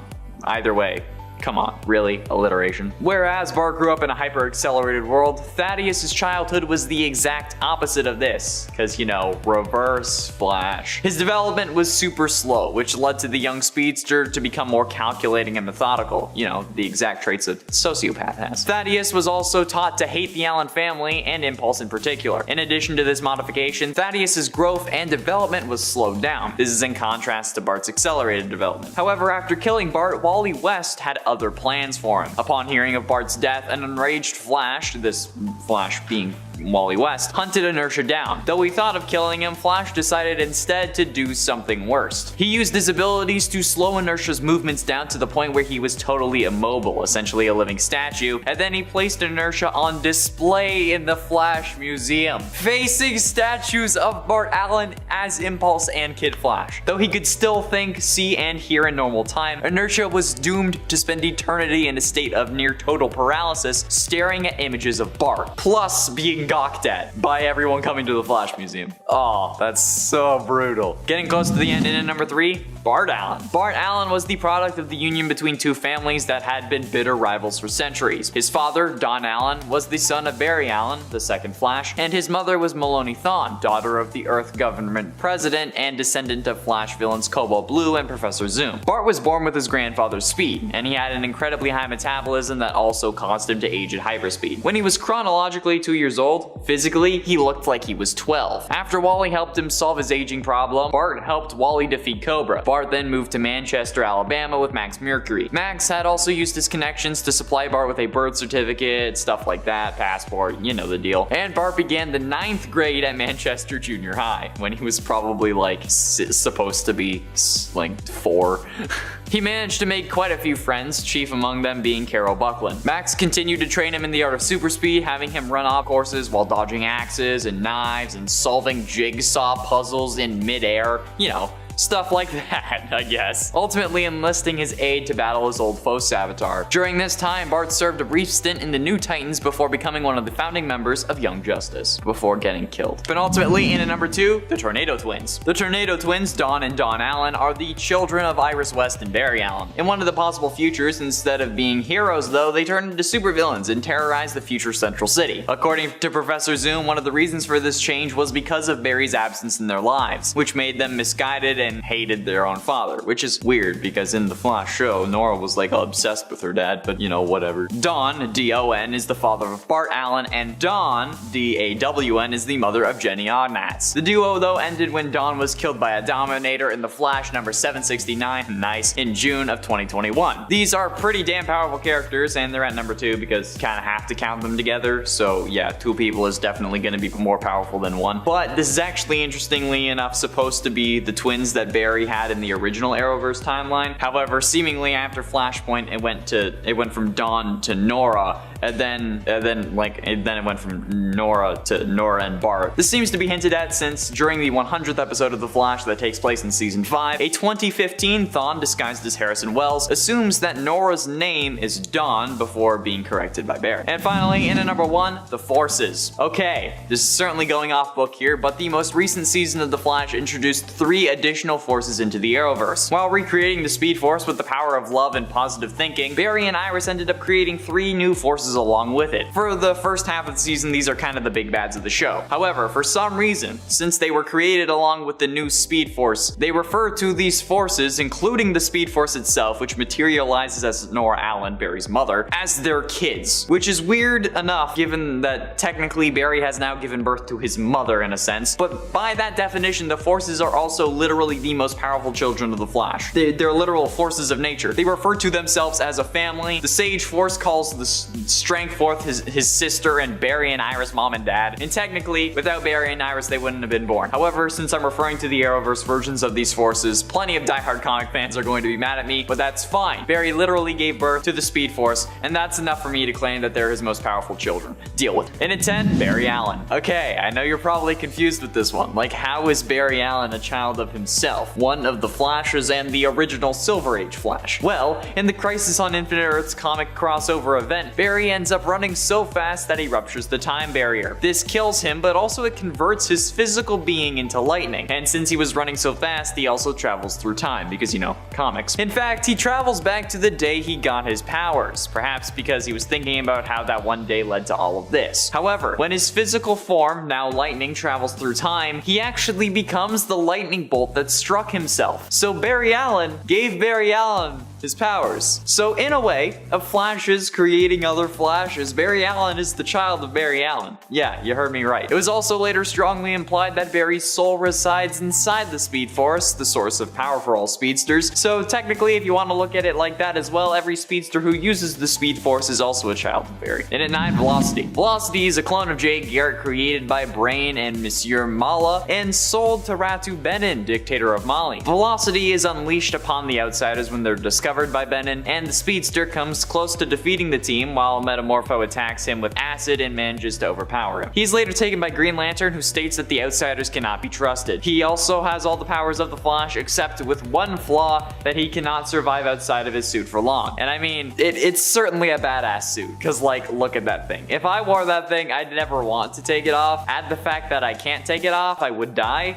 and then there's no way that you're getting that thing off me. And Velocity, like Jay Garrick, doesn't need access to the Speed Force to run at superhuman speeds, which is certainly beneficial if, say, the Speed Force were to die because the Spectre had to unlock its power during Crisis, and it threatened, you know, to end life on all planets, and literally every other Earth was destroyed and you were stranded at the vanishing point, you know. And at 8, Jenny Onatz. Jenny Onatz was the granddaughter of Barry Allen and a speedster like him. She was a member of the Legion of Superheroes under the name XS. Despite her ancestry though, Jenny did not at first display any signs of super speed. However, the Dominators, knowing her family heritage, captured her. And at the sight of seeing her father tortured, her latent super speed powers did activate. She managed to escape with her father before stray fire from the Dominators caused their base to explode, and during the Legion's first trip to the 20th century, XS was separated from them. She ended up meeting her cousin Impulse and became good friends with him. She ended up revealing how she was participating in an archaeological dig in the future, and XS fought side by side with Impulse and other speedsters during the events of Dead Heat. Afterwards, the 27th century Flash fixed her grandfather's cosmic treadmill, enabling her to go home. Unfortunately, she overshot, encountering 2 further incarnations of the Legion before getting back to her time. Impulse, though, left her a goodbye note in the building that she was participating in excavating, so that's sweet. And at 7, Malcolm Thawne. Thawne. Malcolm Thawne is the lost twin brother of Barry Allen. He is Cobalt Blue, one of a number of evil counterparts of the Flash that wields the blue flame. On the stormy night of May 13th, 2 pregnant women came to the office of Fallville, Iowa's Dr. Gilmore. However, the doctor had been drinking that night and he had sent his nurse home. The child of one of the women, Charlene Thawne, had been strangled by its own umbilical cord, and Gilmore was too intoxicated to save the baby. However, luckily for Gilmore, lightning caused a blackout in the hospital. Gilmore quickly enters the room where another woman, Nora Allen, gave birth, and Gilmore, to cover up the death of Charlene's baby, in the darkness quickly removes the first baby and then closes the baby's mouth so that it doesn't cry, and then he gives that twin to the Thawne family, telling the Allen family that one of their children didn't make it. Yeah, the twin that remained with the Allens was called Barry and grew up to be the Flash, and the other twin, however, was raised by the Thawnes and was named Malcolm. This is also the distant, like, great times 20 grandfather of Eobard Thawne. Yeah, the Reverse Flash. So Eobard and Barry actually share the same blood, which is freaking nuts. Damn, I did not know that, although I probably should have. And at 6, Jay West. Jay West and his twin sister Iris were born to the third Flash, Wally West, and his wife Linda Park. Although the twins were initially miscarried as the result of an attack by Zoom, Linda's pregnancy was miraculously restored during a later battle, somehow. When Wally went into the Speed Force during a battle with Superboy Prime, he brought Linda and the infant twins with him, and spent some time in an Earth-like world inhabited by an alternate version of Jay Garrick, and they traveled to another planet occupied by technologically advanced aliens who had dealings with a Flash in the past. Yep, this is actually true. When they were first born, Jay and his sister exhibited no signs of having inherited their father's powers. However, after turning 3 months old, their metabolisms sped up and they began to age rapidly and exhibited powers. Their alien hosts, I mean, like, not like they were hosted, like the aliens that were living with the Wests, I guess I should say, taught Linda the basics of operating machinery that would stabilize the twins' powers, and I guess kind of halt their accelerated aging. Jay once overheard his father explain this to a Justice League teammate though, and he mentioned the possibility that the twins could age so much that they died. Deeply frightened by this, he kept this information to himself, but later on did reveal it to his sister, who she revealed that she already kind of guessed that. I mean, like, it's kind of obvious. Halfway through into number 5, Franklin Richards and Rachel Summers. David Richards is the son of Franklin Richards and Rachel Summers until his parents were killed and he was taken by Sentinels. However, he had 2 destinies. He is destined as the most powerful mutant in this reality since, you know, he's the son of literally the most powerful being in all of realities, and either he could be mentored by Sabretooth for life or he could die. The reality hopping teams, the Exiles and Weapon X, arrived on David's world on a mission to liberate him from a Sentinel holding facility. Both teams battled the Sentinels guarding the facility and managed to find David. He was being held along with other mutant children. Not wanting to leave the fate of these children in the hands of the Sentinels, Blink decided to teleport the other children out as well. After that, Sabretooth and Blink received another mission from the Talus, which was unpleasant for them because it was to kill David in order to safeguard the reality. So, yeah. Should go read that. And at 4, Nightcrawler and the Scarlet Witch. The daughter of Nightcrawler and Scarlet Witch of Earth 2182, Nocturne, inherited her father's blue fur, 3-toed hands and feet, a tail, yellow eyes, and pointed ears. But as a 3rd generation mutant, however, Nocturne also developed her own abilities. Talia grew up with the X-Men, who at this time consisted of their team leader Wolverine, who would not engage in active combat as he was mortally injured, field leader Nightcrawler, Shadowcat, who was later in a chrono displacement accident and was replaced with her younger self just as she joined the X-Men, Thunderbird, Phoenix, the Phoenix Force inhabiting the empty body of Colossus, and Armageddon, the son of Apocalypse. More on that later. Nocturne became a full member of the team and was romantically involved with James Proudstar, and for a long time she lived in her father's shadow, and he trained her very hard, often at the expense of her feelings. But having proven her skills and ability against Armageddon, she was able to reconcile somewhat with her father. Getting close to the end, and in number 3, Luke Cage and Jessica Jones. Danielle Cage from Earth 15061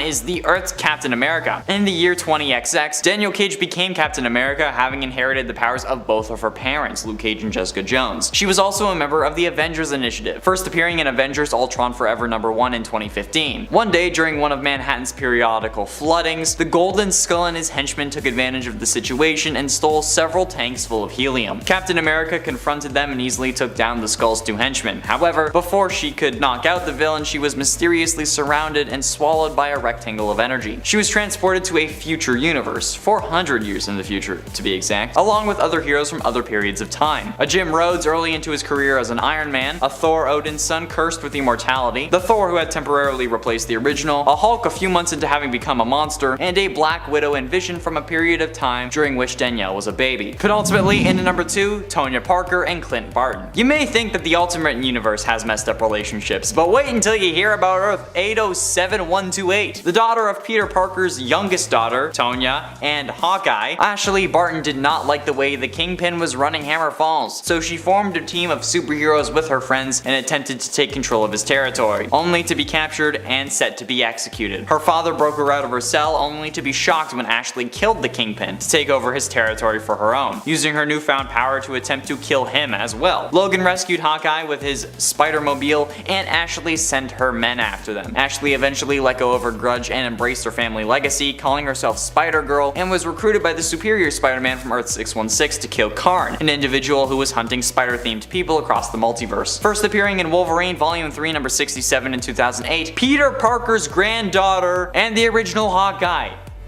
had kids.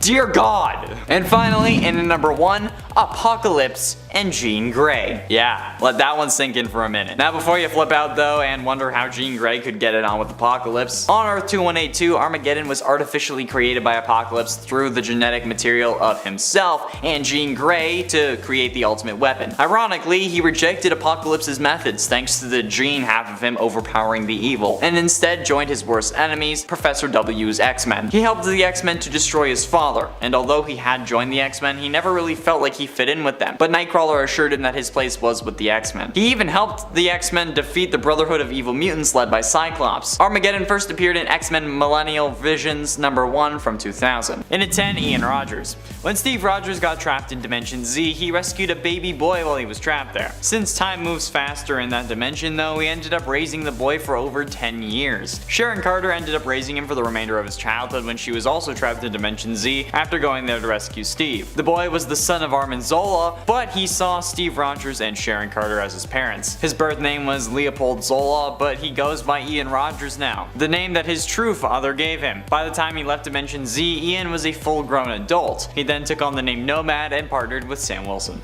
And at 9, Francis Barton. On Earth 555326, also known as the Next Avengers Heroes of Tomorrow universe, Francis Barton was Clint Barton's son, who raised him to be a hero and helped the rebels known as the Scavengers, and Francis led them around Machine City after his father's death. When the children of the other deceased Avengers, James Rogers, Torin, Hank Pym Jr., and Osri, arrived, he saved them from Ultron's forces, and James and his siblings followed Francis and the Scavengers to their home base. He told them that he was the surviving son of the original Hawkeye. Then Francis became infuriated when he realized that he wasn't the last Avenger, and angrily wondered the whereabouts of the others during his time of desperate survival. James reasoned that they didn't know of his existence, much like their fathers did, and James, the son of Captain America, and Francis often argued. At first he seemed cold and indifferent to his new friends, but as time passed, he showed himself to be just as much of a jokester and a flirt as Clint ever was. Which is kinda weird because they're kids. And at 8, Katie Summers.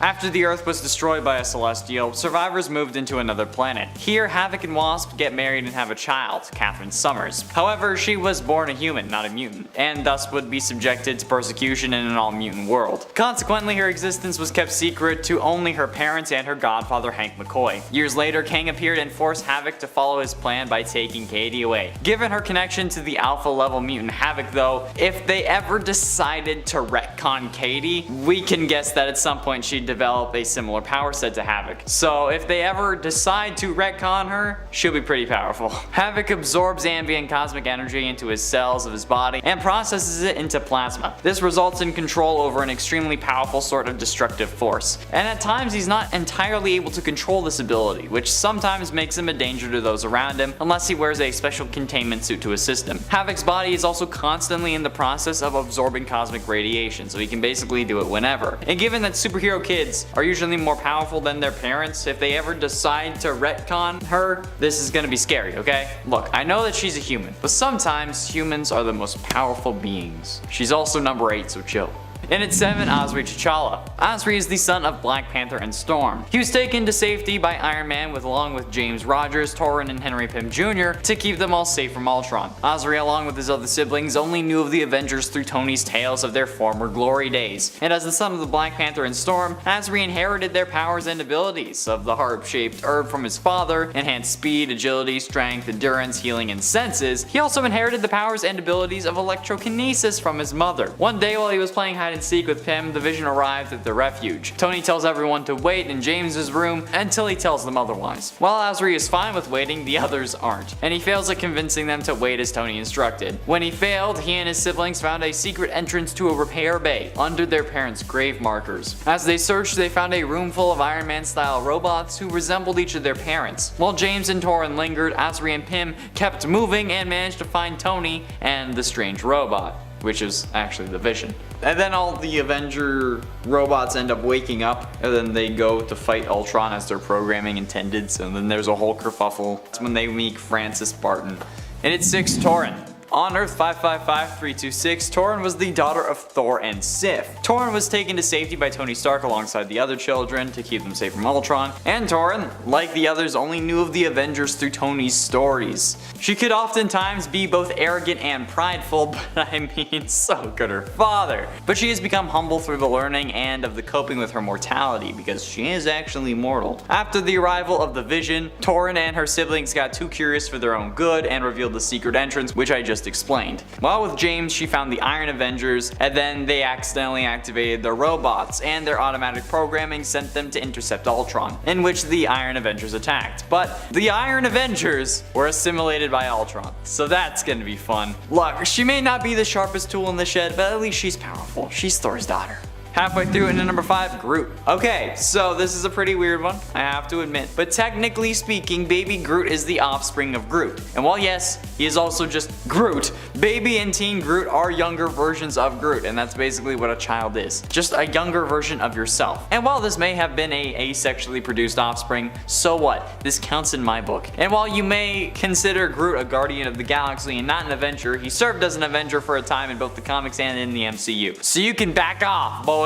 Okay? This is a very meta number, I know, but we've included clones on lists like these before. This is close enough, it's fine with me. Kids are basically clones, we've talked about actual clones, so deal with it. And at 4, Sarah Rogers. In an alternate world where the heroes and villains assembled for the Secret Wars never left Battle World, the location of the conflict, the combatants called a truce and settled down to raise families. Sarah Rogers was actually the daughter of Steve Rogers, Captain America, and the X-Men Rogue. In this reality, Rogue was referred to as Carol, indicating that the stolen psyche of the Avenger Carol Danvers was in control of Rogue's body, and given Sarah's existence, had learned to control Rogue's powers enough to conceive a child. Malefactor Vincent Von Doom, the son of Dr. Doom, tried to take over the battle world and return to Earth, in order to follow in his father's footsteps and conquer it, because of course. But Sarah led her fellow young heroes to stop Vincent, and along the way grabbed Mjolnir, proving her worthiness to wield the enchanted hammer. So, as a kid, yeah,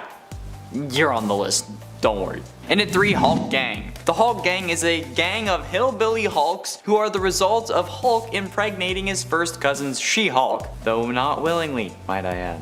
Most of the Hulk Gang members though are grandchildren of Bruce Banner, who have become run-of-the-mill thugs, beating or killing people when they don't pay their rent on time. When the Hulk Gang found Logan and he didn't have his money to pay the rent for his farm, its members Bobby Joe, Charlie, and Otis Banner paid a visit to him and punished him for missing a payment. Shortly before leaving though, they said that he had to pay double next month, otherwise they would kill him and his family. However, while Logan was away delivering a package with Hawkeye to get the money that he actually owed them, the Hulk Gang got bored and murdered his family. Once Logan returned home and learned about what happened in his absence from his neighbor Abraham, he went after the Hulk Gang and killed all of the members that he actually encountered, including Bobby Joe, Charlie, Otis, Rufus, Woody, Bo, Elrod, Eustace, and Luke Banner. So attaboy Logan. But ultimately, in at number 2, Vivian Vision. Viv was a synthezoid created by the Vision in his process to humanize himself through the creation of a family. The brainwaves of Viv and her twin brother Vin come from the combination of the brain patterns of Vision and Virginia, Viv and Vin's mother and Vision's wife. The Visions moved to Arlington, Virginia in order to facilitate Vision becoming the Avengers' White House liaison, but I also kind of find that funny. Vision, Virginia, Viv, and Vin moved to Virginia. Come on. The family though became instant celebrities with their neighbors, constantly seeking pictures and then them posting them online. This caught the attention of Eric Williams, who became upset that Vision would create a family that appeared to be happy, when the Williams family wasn't. Which, I mean, like, what? That's like getting mad at an Instagram model for faking her life. As well as the fact that the Vision's brainwaves were taken from his brother Simon in the first place. Both Viv and Finn attended school at the Alexander Hamilton High School in Fairfax, but they were assigned different schedules to help them assimilate with their classmates. Considering how I previously said that Ultron assimilated a whole load of robots, you kinda have to admit the word assimilate their classmates is kinda setting off a few red flags here.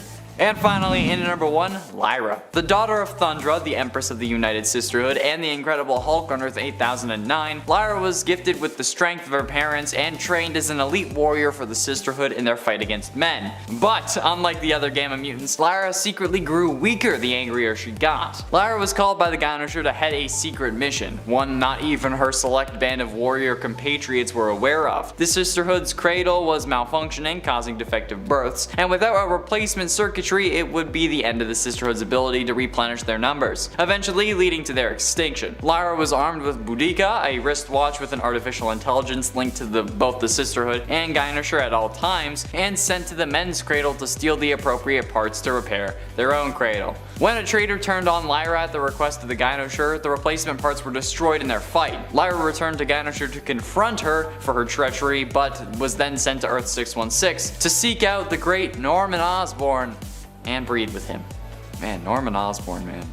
Every time. Number 10, Crusader. Crusader is the daughter of X-Men team member Rogue and Avenger Captain America. I know, a weird combination. But in the reality of Earth 9811, these two ended up together after the heroes and villains on Battleworld decided to call a truce. Remaining there, they settled down and raised families, putting their differences aside. I'm not sure how their relationship worked, with Rogue not really being able to touch people and all at this point, or how she had a child considering that, but perhaps, like on Earth 616, she eventually was able to work through the trauma causing this side effect of her powers. Or perhaps the Captain America of Earth 9811 was immune to her involuntary energy and power draining effects. Either way, Sarah is their daughter. She gets much of her power from her mother, or rather she gets much of her power from the power her mother had absorbed in her day, meaning that Sarah is super strong, durable, and can fly. She is also considered worthy enough to lift Thor's hammer and wields her father's shield. Number 9, Wolverine. I really wanted to put Laura Kinney higher up on this list because, well, I love her so much, but unfortunately the psionics are just always pushing some of my favorite and most powerful characters further down on these lists. Those psionics. Oh well. Laura Kinney as X-23 and now Wolverine is still one of the most powerful children of the X-Men around. Some argue that she is more clone, while others argue that she is more biological offspring of Logan, but in reality, she's kind of a bit of both. She was created as a female clone of Wolverine after his genetic material was combined with that of her creator, scientist Sarah Kinney. Sarah noticed that there were damage spots basically in the samples of Logan's genetic material that they had, which was why their cloning process had been unsuccessful up to this point. And so she used her own genetic material to patch those rough spots, which made Laura a female clone. Sarah was forced to carry Laura to term as a surrogate by her jealous colleague Xander Rice, as punishment for even creating the female clone to begin with, a strategy that admittedly had not been approved. Laura has powers similar to her father. She has a regenerative healing factor and was also trained from birth to be a skilled fighter, bodyguard, and assassin. And friends, before we move on to this next spot, if you are loving this list and you want to learn about more children of the X-Men, there are a lot out there in the multiverse. Be sure to let us know by giving this video a thumbs up. Number 8, Chimera. Chimera is the daughter of Storm and likely Black Panther, who hails from the alternate reality of 13729. Yeah, sadly Storm and T'Challa have never had a child together in the main continuity. I know, it's a bit of a bummer. Unless they had like a real secret child that we just don't know about yet, but I doubt it. Chimera seems to have inherited the powers of her mother, but also shares a connection to the Earth, which allows her to draw on and harness its energy. She is also a skilled tracker and can communicate telepathically with animals. I'd also assume, as she's the daughter of Storm, that she's a skilled combatant as well. As while Storm is more well known for her goddess status and weather manipulation powers, she is also an extremely skilled fighter. And if she's Black Panther's daughter, then she should definitely be a skilled fighter. I mean, you got two amazing parents that are both amazing fighters, so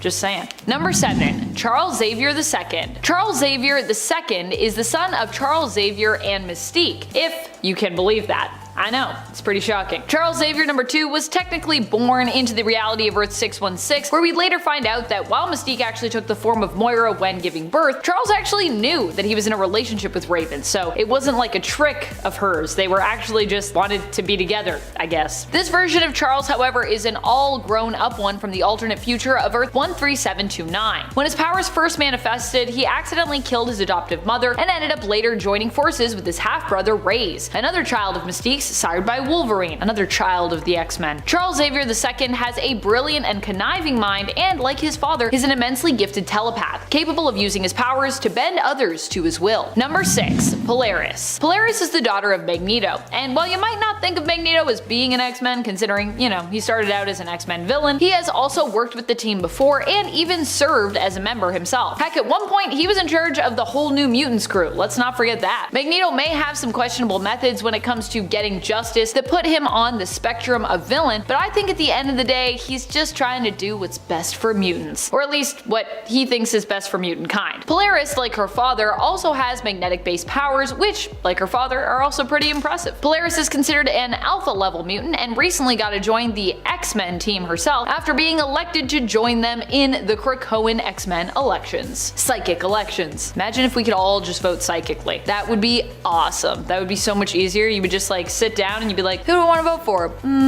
Done. Number 5. Cable. Cable is the son of Scott Summers, aka Cyclops, non-X member Madeline Pryor, who later becomes the villain known as the Goblin Queen, and another X-Man's, Jean Grey, who kind of becomes like an adoptive mother, but who also possesses Madeline's memories of raising baby Christopher. Because comics. Cable is Nathan Christopher Charles Summers, often referred to as just Nathan Summers or really just Cable, although back in the day we did know him as Baby Christopher. Cable as a baby was kidnapped by Apocalypse and infected with the techno-organic virus. This is the only thing that makes him weak-ish, but really he is still amazingly strong as he can even fend off that virus, containing it to one side of his body using his psionic powers. That in and of itself is pretty impressive, as the techno-organic virus is generally known for being, well, unstoppable. Even with his psionic powers mainly preoccupied, Cable is still a hard one to beat, as he has so many combatant-based skills that he brings to the table, and he is also an experienced time traveler besides. Number 4. Rachel Summers. Yes, get ready, because many of the most powerful X-Kids out there just happen to be Summers related, so yeah, get ready for that. Honestly, I've always wanted to do a video just to explain the complicated nature that is the Summers and Grey family tree, which honestly is a lot, and it's very timey-wimey. Rachel herself is one of those very complex kids of theirs. She is the daughter of Jean Grey and Scott Summers from the alternate Earth of 811. In that reality, she was made into a hound, a weapon used to hunt down mutants, even being one herself. Rachel is an extremely powerful telepath and telekinetic who also has the ability to chronoskim and manipulate time, even traveling through it. Rachel is also known for being an avatar of the Phoenix, at one time actually considered the true avatar for it, but then later having the power sort of dialed down to a mere echo of it. So she was no longer the true avatar, they were just like, you just have a thing, and it's not even like the real Phoenix Force, but it's like a version of it. Still, the seeming piece or echo of the Phoenix Force that resides within her has been known to flare up from time to time, or her connection to the Phoenix Force, however we want to see that, occasionally boosting Rachel to an off-the-charts level of power. But like I said, that doesn't happen all the time. Number 3. Hope Summers. Hope is the adopted daughter of Cable, who was originally known as the Mutant Messiah Baby. Cable saved Hope from Bishop, who basically wanted to destroy her. In Bishop's reality, the Mutant Messiah would end up causing the event that led to the oppression and persecution of mutants. However, in Cable's reality, the Mutant Messiah would grow up to become a savior, so you can see why these two were opposed on this topic. For the X-Men of Earth 616, the Mutant Messiah was the first new mutant to have been born since basically M-Day, and so she brought hope to the mutants of the 616 reality. Cable body-slided with Hope to another time to raise her in safety. He would end up naming Hope after her adoptive mother, his love who died, Hope, and she got the Summers name from Cable himself. But although she looks a lot like Jean, she actually has no biological relation to the Summers or the Grey families, at least not that we know of. Hope's mutant abilities allow her to copy the powers of anyone within a certain range. Hope also gains access to these powers without struggling at all to use them, receiving them basically at their peak level and with the auto knowledge basically of how to use them. So if you're like, oh, she's gotta figure it out, no, she's just instant god mode with those powers basically. Number 2. Scarlet Witch. Wanda is known for being one of the most powerful beings in the Marvel Universe. She has used used her powers to completely warp reality the world over, and her chaos magic has pulled off other immensely world-changing feats, such as flipping the alignment of all major heroes and villains in the comics during the events of Axis. Initially, her chaos magic powers were believed to be somewhat mutant in origin. In fact, they were kind of presented initially as like Jinx-like mystical mutant abilities during her first appearances. However, we've since learned that both Wanda and her superpowered brother Pietro, aka Quicksilver, were never really mutants at all, nor were they related to Magneto. However, they still spent a good amount of their life around Magneto, who secretly believed them to be his children, and then another good amount of time thinking that he was their actual father, until it was revealed that this was all due to manipulation by the High Evolutionary. High Evolutionary just coming in and messing pretty much everybody up when it comes to their backstories and origins. Wanda herself has never really gotten along with the X-Men, especially since the events of M-Day, but she is still considered, I think, a part of Magneto's family, and a powerful one at that, regardless of her status as a mutant or a non-mutant. I know there are some people out there that want to be like, it never happened, but like, they still spent a lot of time together thinking that they were family, so I think we can still count it, friends. Also, make Wanda a mutant again. Do it. Make it happen. Give me Wanda and Quicksilver back. Number 1. X-Man. X-Man is Nathaniel Grey, the lab-born child made by combining the genetic materials of both Jean Grey and Cyclops. So basically like Cable, but if he had been made perfectly by villain Mr. Sinister. He actually hails from the alternate reality of AOA, Age of Apocalypse, Earth 295. Here, Sinister created him to use as his own weapon, but of course, Nate being so powerful, managed to escape Sinister and instead ended up being raised by Forge of Earth 295. He is considered one of the most powerful mutants of all time, which would also make him one of the most powerful children of the X-Men out there. Nate can warp reality, resurrect the dead, resurrect himself, travel to alternate Earths and dimensions, and even manipulate the time stream. He's basically the most OP of characters when it comes to the Marvel Universe. And if you've seen artwork of him, you will probably recognize him as someone who looks like Mutant Jesus, which yes, he is god level, so that is the point. Number 10. Helena Wayne Earth 2. Before there was Helena Wayne of Earth 2, there was Helena Wayne of Earth 2. Are you confused yet? Are you watching this with subtitles? This version of Helena Wayne was the first child of Catwoman and Batman from Earth 2. The original Earth 2, cause yeah, there's 2 Earth 2s. Look, I don't know what to tell you, it's DC, it's confusing. The original Earth 2 that this Helena Wayne is from was one of the worlds destroyed during Crisis on Infinite Earths.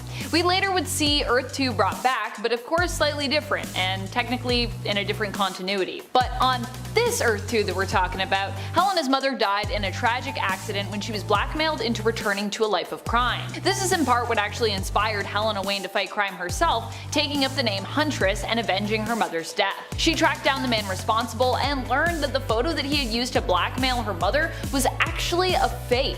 It showed her mother killing a cop, but in truth, Catwoman had never done such a thing during her time as Catwoman. Huntress in this version of Earth 2 is known for being a skilled fighter, martial artist, and archer. She typically fights with batarangs or a crossbow. Number 9. Helena Wayne, Earth 2. This alternate version of Helena hails from the same reality as Power Girl, who is also her best friend. Helena on Earth 2 is the daughter of Catwoman and Batman. And to be clear, this is the Earth 2 that came after the previous Earth 2 that we just talked about. I hope everyone's following this. I hope you're following this. I wish I had drawn like a diagram for everyone. There's this Earth 2 and there's this Earth 2. Helena here initially fought alongside her father as his Robin. However, she ended up leaving her world in what she thought was the pursuit of Darkseid after her father was killed during a Parademon's attack. Helena had tried to save her dad but was unable to, as the tower that he was in exploded, killing him. This version of Helena would spend a lot more time on Prime Earth with Power Girl, who took the name Karen Starr. The two would split up for a while but inevitably rejoin forces and find a way back to their Earth, their home. Back on Earth 2, Helena would take up her father's mantle, eventually becoming the new Batman. And if you're wondering, wait, no, do you mean Batwoman? Did you say that wrong? No, I mean Batman. That is the name that she takes. Batman, just like her dad. Being trained by Batman, Helena has a bunch of skills as his and Catwoman's daughter. She's especially well known for her skills with a crossbow, as an investigator, her stealth, and her fighting prowess. Before becoming Batman while living on Prime Earth, Helena went by the hero name Huntress. All the Helena Waynes, all the Huntresses, all the Bat babies. Bat baby. And friends, before we move on to this next spot, if you are loving this list and you want to learn more about Batman's kids, be sure to let us know by giving this video a thumbs up. It's got a lot of cool kids, and I'd like to talk more about them. Number 8. Terry McGinnis. Terry is basically Batman in the future. He not only has Batman's genes, but was trained by the old man himself, and he also has future tech to aid him in his missions as well. You might not think of Terry McGinnis as Batman's son, considering, well, he has 2 other parents who raised him and brought him into the world. But Terry is also genetically related to Batman. Amanda Waller helped to create Terry into the man that he is today. She manipulated his father's DNA to make sure that when Terry was conceived, his genes would actually match Batman's, aka Bruce Wayne's. This all happened as part of Project Batman Beyond, which was all about building a new Batman to replace the former. Waller also almost had his parents assassinated to help give Terry motivation to become a hero, but Andrea Beaumont's Phantasm, who she hired to do that job, ended up refusing to go through with it. But don't worry, he still becomes Batman anyways. Otherwise, he wouldn't have any skills for me to talk about, I guess. Could you imagine if I just had like most powerful children of Batman and they were all like accountants or something? And I was like, this is a better accountant than the other one. Number 7. Tim Drake. Tim Drake is known for being probably one of the smartest children of Batman around. Although Tim had parents in the original continuity of New Earth, he was adopted by Bruce Wayne. So at least then and there he was considered an adoptive son. In the current continuity, his backstory hasn't become quite as tragic as the former, and I believe his parents are still alive in that reality. Although I think he's still considered Batman's adopted son there too. So he has parents, but he's also adopted? I don't know. While Tim might not be the best marksman or fighter of the bunch of Bat kids, he is definitely the most intelligent and best detective when it comes to living up to Batman's legacy. Does this make him the most powerful? I don't know, it can depend on the mission that he's got, I guess. I would argue that smarts is actually one of the most powerful things or skills you can possess when it comes to heroics, but many others often measure power in how hard you can hit. So even though I kinda wanna put Tim Drake higher on this list, I feel like there's gonna be a lot of people that are gonna be like, but he's not the biggest muscles. Which is fine if that's how you measure power, but how do you measure power? I mean, there's lots of ways to measure it. Let me know your thoughts on that in the comments. Number 6. Helena Wayne, last rites Batman/Catwoman. I promise this is the last Helena on this list, although honestly I really do love a lot of what they do with all the Helena Waynes. I love Helena Wayne as a character, and I wish that she was part of the main continuity. Let Batman and Catwoman be together and let them give us a Helena Wayne. This is probably my favorite version of Helena thus far. She is the one that appears as the daughter of Catwoman and Batman in Last Rites and Tom King's Batman/Catwoman series. This version of Helena is really just, I think, a little bit of an improvement of the redo that we saw with her character from New 52's Earth 2. She also has the investigative skills of her mother and father and is a skilled fighter and acrobat. Helena Wayne here goes on to become Batwoman in honor of both of her parents. Also, if you're wondering how Kate Kane feels about that, because, you know, that's kind of her mantle, I'm not sure what she's up to in this reality, or if she exists. If you know more about Kate Kane here, please share with me in the comments. I'd love to learn more. I tried to do some research on that and I was like, I can't find anything, so I'm assuming Kate Kane is like, I feel nothing because I'm not here. Bye. Number 5. Damian Wayne. Probably one of the most powerful semi-natural born kids around, and definitely one of the most dangerous, is Damian Wayne. Damian is the son of Batman and sometimes villain, sometimes ally, Talia al Ghul. Depending on which story you were going with, his conception was pretty controversial, as it has been implied and interpreted mainly that Talia forced herself on Bruce in order to get pregnant with Damian. Damian also was only a semi-naturally born kid because he did not gestate in a womb, but instead was kind of like grown in a tube. He was raised initially by his mother, who then dropped him on Bruce's doorstep when he was around, I think, 8 or 10. Initially, he and his father didn't get along too great, partly because of Damian's spoiled attitude, and partly because, despite still being a kid, he was already a murderous, deadly assassin that had been raised mainly by the League of Assassins. So, you know, that's gonna be a problem. Especially as, you know, Batman has a moral code and Damian initially didn't really have much of a moral code. He was like, what's wrong? I can just decapitate people, that's fine. Why is it a big deal? They're bad guys. Number 4. Jason Todd. Everyone's favorite son of the Bat has got to be Jason Todd, or at least a lot of people's favorite son of the Bat. If that's not you, that's okay, but I know there's a lot of Jason Todd fans out there, so like, show yourselves. I see you. Well, Jason Todd has come a long way since he was first introduced in the comics, back when we knew him by the nickname Jason J. Todd. When he originally appeared in issue 357 of Batman, his backstory was actually very similar to former Robin Dick Grayson. Of course, his backstory would be redone and it wouldn't be this anymore, but initially, in the New Earth continuity, Jason Todd was introduced as an orphan whose parents were both originally acrobats who had died. Does that sound familiar to anyone? Like Dick Grayson before him, Jason was taken in by Bruce Wayne and trained to become his new Robin. Bruce even seemingly adopts Jason in this version of the story, making him one of the Batman's adopted kids. And I think even in Prime Earth continuity we consider him an adopted kid, although I don't know if he's formally been adopted. Jason Todd now, however, has more of a challenging relationship with Bruce Wayne in the current Prime Earth continuity due to the fact that he has no problem killing villains when needed and often uses lethal force and firearms against them when he fights. Jason Todd is known for being one of the most gifted and brutal fighters in the DC universe. But Jason's not just a bruiser, he's also got a sharp mind as well, and perhaps even a bit of a magical power set since being revived in the Lazarus pits. There was also, I think for a time, we considered him to be immortal because of that, but I don't think that's a thing anymore. For those that want to be like, he's immortal! I don't know if that's true anymore, but it was a thing at one point that was implied. Number 3. Nightwing. While Dick Grayson is not born of Batman, he spent a good amount of time being raised by him and is actually an officially adopted child of Bruce Wayne's. After years of Dick being like an adopted son to Bruce, Bruce decided to actually fill out the paperwork and finally make it official. So yeah, there's actually paperwork for this one, friends. Nightwing is one of the most powerful Robins, Bat family members, and sons of Batman around. He is a great all-around kind of powerful. Instead of dominating in one specific field when it comes to Batman's skill set, Nightwing does a great job of excelling sort of in all aspects equally. While some might think that this makes him weaker overall because he's not like a super big powerhouse in one area, I'd argue it makes him stronger overall as a character, as it means he has less weak spots in comparison to some of the other heroes, anti-heroes, and even villains in the multiverse who have trained under Batman. Nightwing is a great detective, fighter, acrobat, and he has a great heart, which is part of the reason he's such an amazing hero.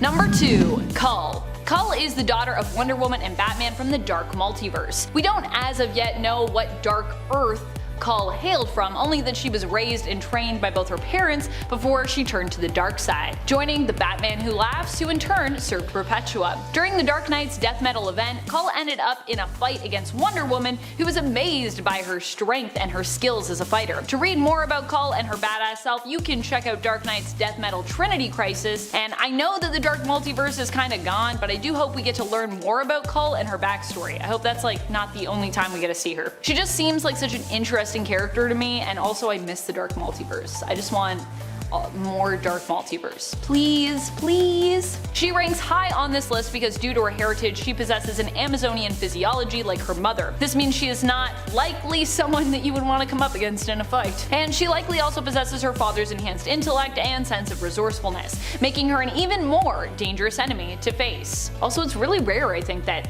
Batman and Wonder Woman get together in realities and actually have kids. I feel like that's not usually a thing that happens, so she's a rare one. Number 1. Jarro. Jarro is probably the strongest child of Batman to have ever existed, at least obviously in my mind. When it comes to his potential for power, he could technically conquer the entire Earth if he wanted to. Fortunately, he doesn't want to.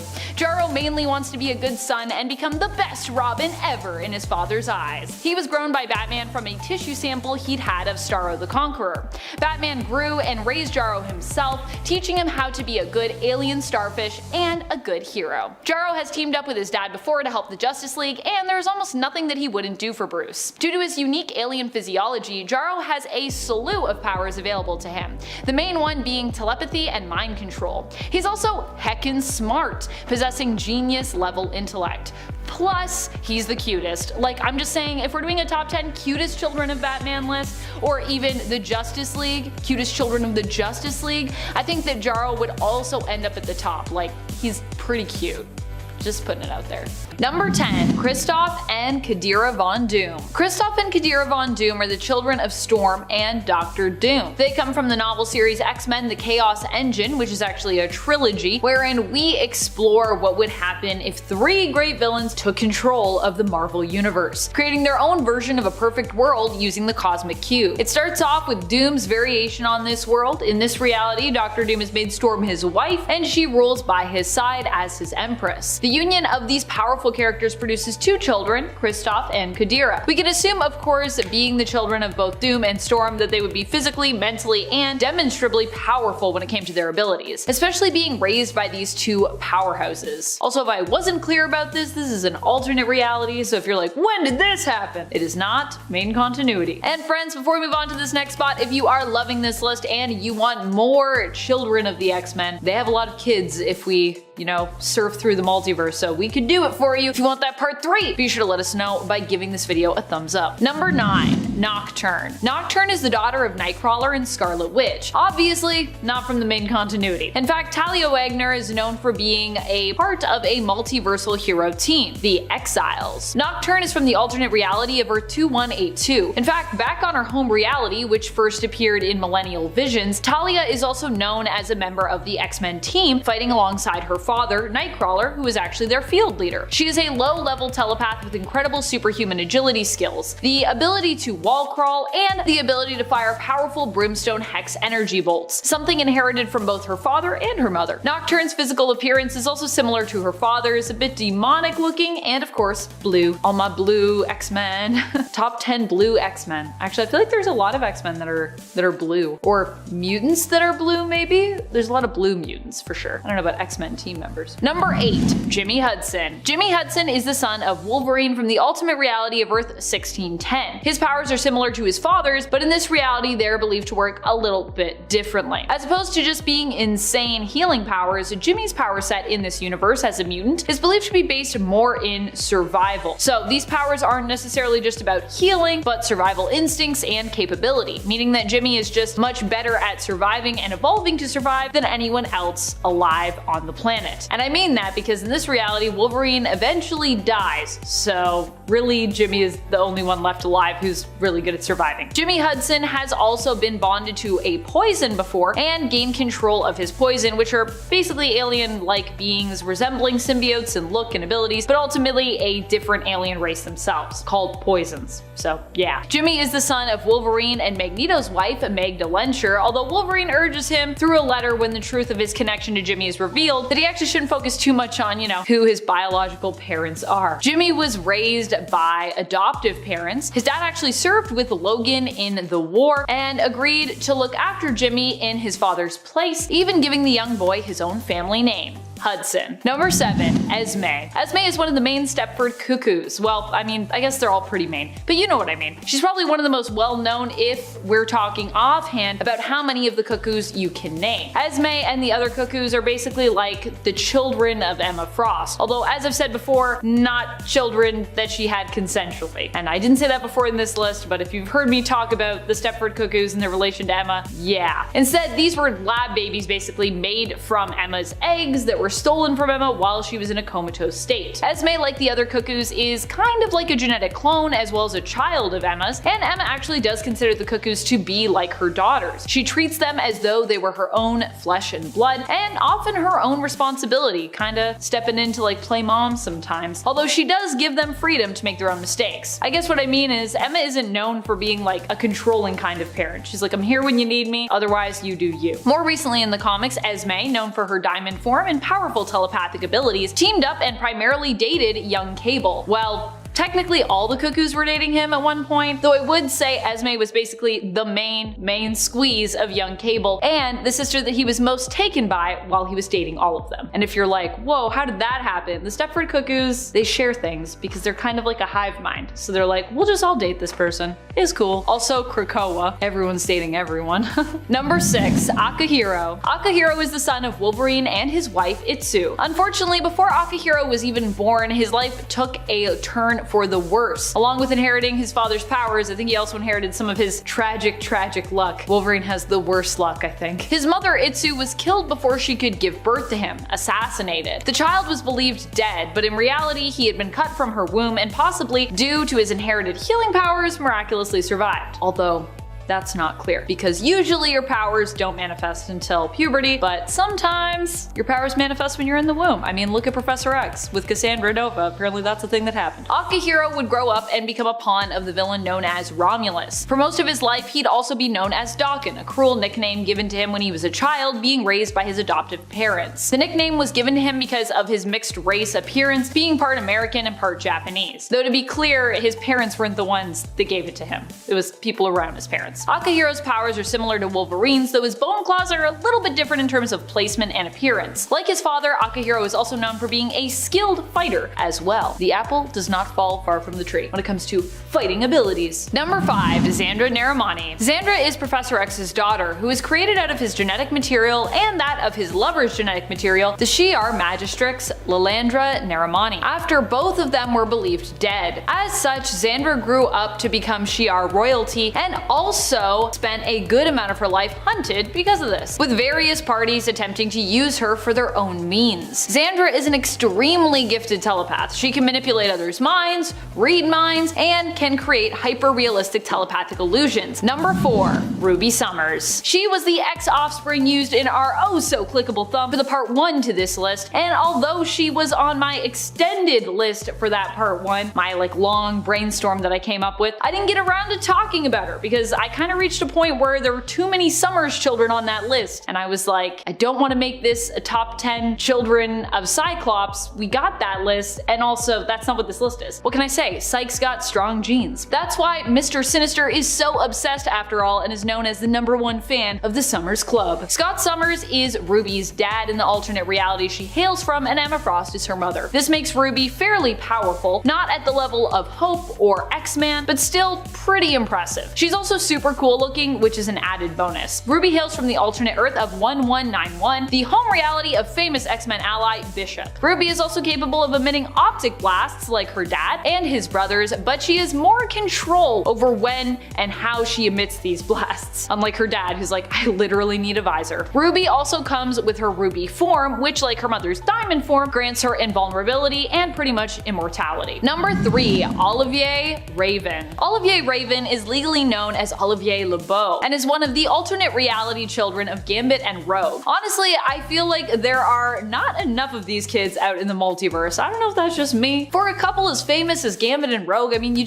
would think that we'd have a lot more kids from them, at least through the multiverse. Though admittedly, I'm not quite sure that Rogue and Gambit are really the kid having type, at least from what I've seen in the main continuity. They seem pretty content with just having their fur babies right now. So maybe they just aren't super into having kids as a family. Olivier hails from the reality of Earth 41001, the reality of Gen Next, a group Ollie is part of. He has powers similar to his mother's, except he has better control over them and is able to choose when and how much power, life energy, and memories he absorbs via physical contact, or doesn't absorb in cases where he just, wants to make physical contact without using his powers. He can also absorb powers on a more permanent level, although he has less control it seems over when this happens. Like his father, he also seems to have some charm-based powers. Either that, or he's just charming. Number 2. Proteus. Proteus is the son of Moira McTaggart, who before I would count more as like an ex-ally, but with recent revelations, we can definitely consider her a member in the same way we might consider someone like Charles Xavier. It turns out that Moira herself was a mutant this whole time, possessing unique reincarnation powers. She has also been known for being a leader and teacher of X-Men groups before, including the time when she led a team that Professor X then recruited, sending them into Krakoa to rescue the original X-Men. Not Krakoa as we know it now, but Krakoa as it was back in the day when it was like a monster island. Proteus is Kevin McTaggart, son of Joseph and Moira McTaggart. He is currently one of the 5 on Krakoa, and his powers as part of that team are mainly used to warp reality, allowing the non-viable eggs that Egg, formerly known as Gold Balls, produces to become viable for life. These eggs are then used to grow new versions of fallen mutants. Proteus is an Omega level mutant who requires hosts to survive. Initially, Kevin had a body, but now he's basically just pure energy. The hosts he controls and feeds off of eventually are exhausted and killed by that energy drain, making him not just a powerful psionic mutant, but also a powerful energy vampire as well. Unintentional finally. Number 1. Legion. Legion is the son of Professor Charles Xavier that was conceived when he had a love affair with Gabrielle Haller, which is where Legion gets his legal last name, as his given name is David Haller. Legion is so powerful because he suffers from a severe dissociative identity disorder, where he has more than 100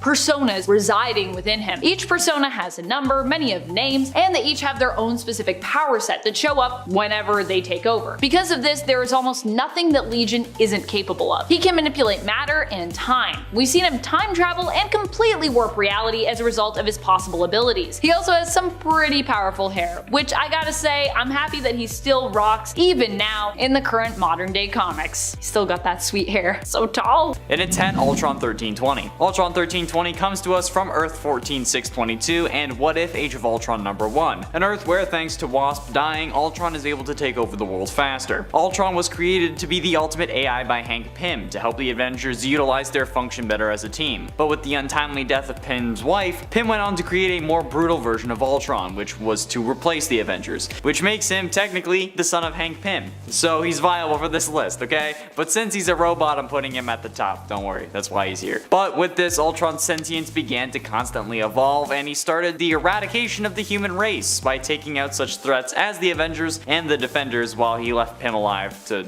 just watch everyone suffer. Ultron and his army of Ultron Sentinels then moved to Kola, Russia, so he could bore himself into the planet's core to create the ultimate version of himself, Ultron 1320. Ultron then had his minions batter and beat Pym unconscious until he woke up to find himself turned into Ultron 1321. This version also invaded other worlds, claiming Earths 62412, 23223, and 81223, but before being stopped on Earth 45162. That's a lot of numbers. And at 9, Wiccan. Billy Kaplan, also known by his superhero aliases Asgardian and Wiccan, is a superpowered warlock and the reincarnated son of the Scarlet Witch. He has spent time on numerous superhero teams, including the Young Avengers and the New Avengers, and after Wiccan's powers overloaded during a battle with the Sons of the Serpent, the Avengers decided to keep him under observation. Hulkling and the other Young Avengers broke Wiccan out of holding and began to search for the Scarlet Witch. Accompanied by Magneto and Quicksilver, the team traveled to Transia and then to Latveria before discovering a depowered and amnesiac Wanda engaged to Doctor Doom. The rediscovery of Wanda did not go unnoticed though, as the Avengers soon arrived on the scene. Iron Lad teleported the Young Avengers and Wanda into the time stream, and they all went into the past and met a reanimated Jack of Hearts who was about to explode. After that, Wanda remembered who she was, regained her powers, and returned herself, the Young Avengers, and Scott Lang to the present. She then finally confirmed that Billy and Tommy were indeed her reincarnated sons, a story that seemingly will be adapted into the MCU come Doctor Strange in the Multiverse of Madness. In at 8, Hulkling. Teddy was one of the first people in the Avengers failsafe program, compiled by the Vision to be used as a form of new team of superheroes in the event of the destruction or the disbandment of the Avengers. Iron Lad, a younger version of Kang the Conqueror, found Teddy using the Vision's failsafe program and requested his help in preventing his future self from returning to the future. Teddy joined the Young Avengers and adopted the superhero identity of the Hulkling, despite actually being the son of Captain Marvel. He only took on the Hulkling identity to help keep in the theme of the Young Avengers being new versions of the original Avengers, using his powers to change his skin color to green. As well as these shape-shifting abilities comes the powers of flight, a healing factor, as well as superhuman stamina, durability, and strength. He also gains the ability of matter substitution when he and his husband Wiccan end up using their wedding rings together, which is kind of adorable, and goals. And at 7, Scotty Summers. Hailing from Earth 1298, Scotty is Alex Summers and Madeline Pryor's son. Scotty, as he came to be known, was born to the mutant superhero Havoc and his then girlfriend Madeline. Sometime after his birth, his mom and dad got married and they moved in with the reformed X-Factor. As a child, he showed no signs of exceptional power and enjoyed a normal life until the Inferno event. During Inferno, he was captured by a couple demons who planned to use him as a sacrifice to open up the world to the malevolent Goblin Force. Alone and afraid, he was rescued by his mother Madeline, who brokered a deal with the demons in exchange for her son's life. He returned home with her, and the demons and the nightmare it seemed were over. But when Havoc of Earth 616 wound up in his counterpart in the Mutant X's reality's dead body, Scott immediately recognized that this Havoc was not truly his father. This was the first hint at the scope of young Scotty's power. When his mother was possessed by the Goblin Queen, Scotty was also taken by his father and their nanny, the ninja assassin Elektra. The three became like a family themselves, and Scotty even bonded with with his new father. Eventually, Scotty during the battle was captured along with Havoc by the evil entity, but he knew that he was in the right place at the right time, and incidentally knew exactly what to do to end the fight. With a simple touch, he managed to defeat the Goblin Queen, who was possessing his mother at the time. But yeah, it's pretty overpowered. I guess you could say that Scotty doesn't know about his powers. And at 6, Vision. The MCU Vision is in essence the son of Tony Stark, Bruce Banner, Ultron, and Thor, which is honestly a really weird combination. Or if you want to get more technical, I guess Thor and Ultron are closer to his parents, with like Tony and Bruce basically being his grandparents, aside from the whole using Jarvis to make Vision thing. So I guess technically, by that logic, Tony is also Vision's father and grandfather. What? Either way, powered by an advanced AI and the Mind Stone, Vision is probably one of the most powerful Avengers until he was killed in Infinity War at the hands of Wanda and then Thanos, which was a stupid idea as we saw thanks to Ultron's ease with Thanos in the What If series on Disney+, where using the Mind Stone, Ultron just literally tore Thanos in half, which is probably what Vision could have done, resulting in one of the most frustrating moments of the entire MCU to me. But oh well, what are you gonna do? But yeah, I think that with the Mind Stone he is certainly powerful, but his reluctance to use it to kill Thanos puts him higher on the list, as well as, you know, the whole being mostly dead thing.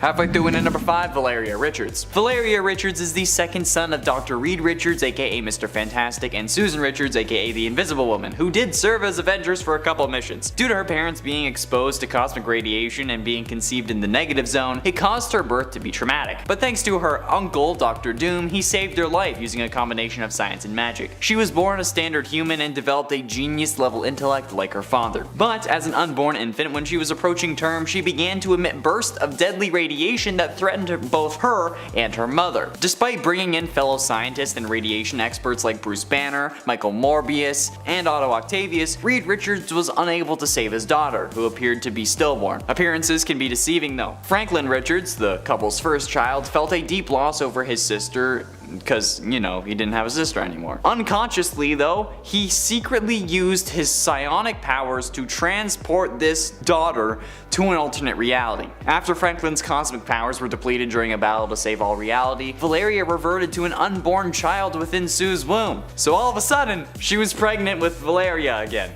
Yeah, Sue then came to term, but again her life was threatened by bursts of radiation from the child. However, this time Johnny Storm enlisted the aid of Dr. Doom, who was able to save her, but not without a price. And at 4, Modi Thorson. In the Ultimate Universe of Earth 1610, when Thor traveled to Valhalla to retrieve the soul of Valkyrie, Hela appeared and told him if he managed to defeat her army that she would revive Valkyrie, but for a price. Thor remained in Valhalla once Valkyrie was revived, but when he requested to be sent back to Earth, Hela once again agreed, but for a price. This time though, it was a child. Thor agreed. Well, meanwhile on Earth, Amora showed Valkyrie a vision of Thor and Hela making love.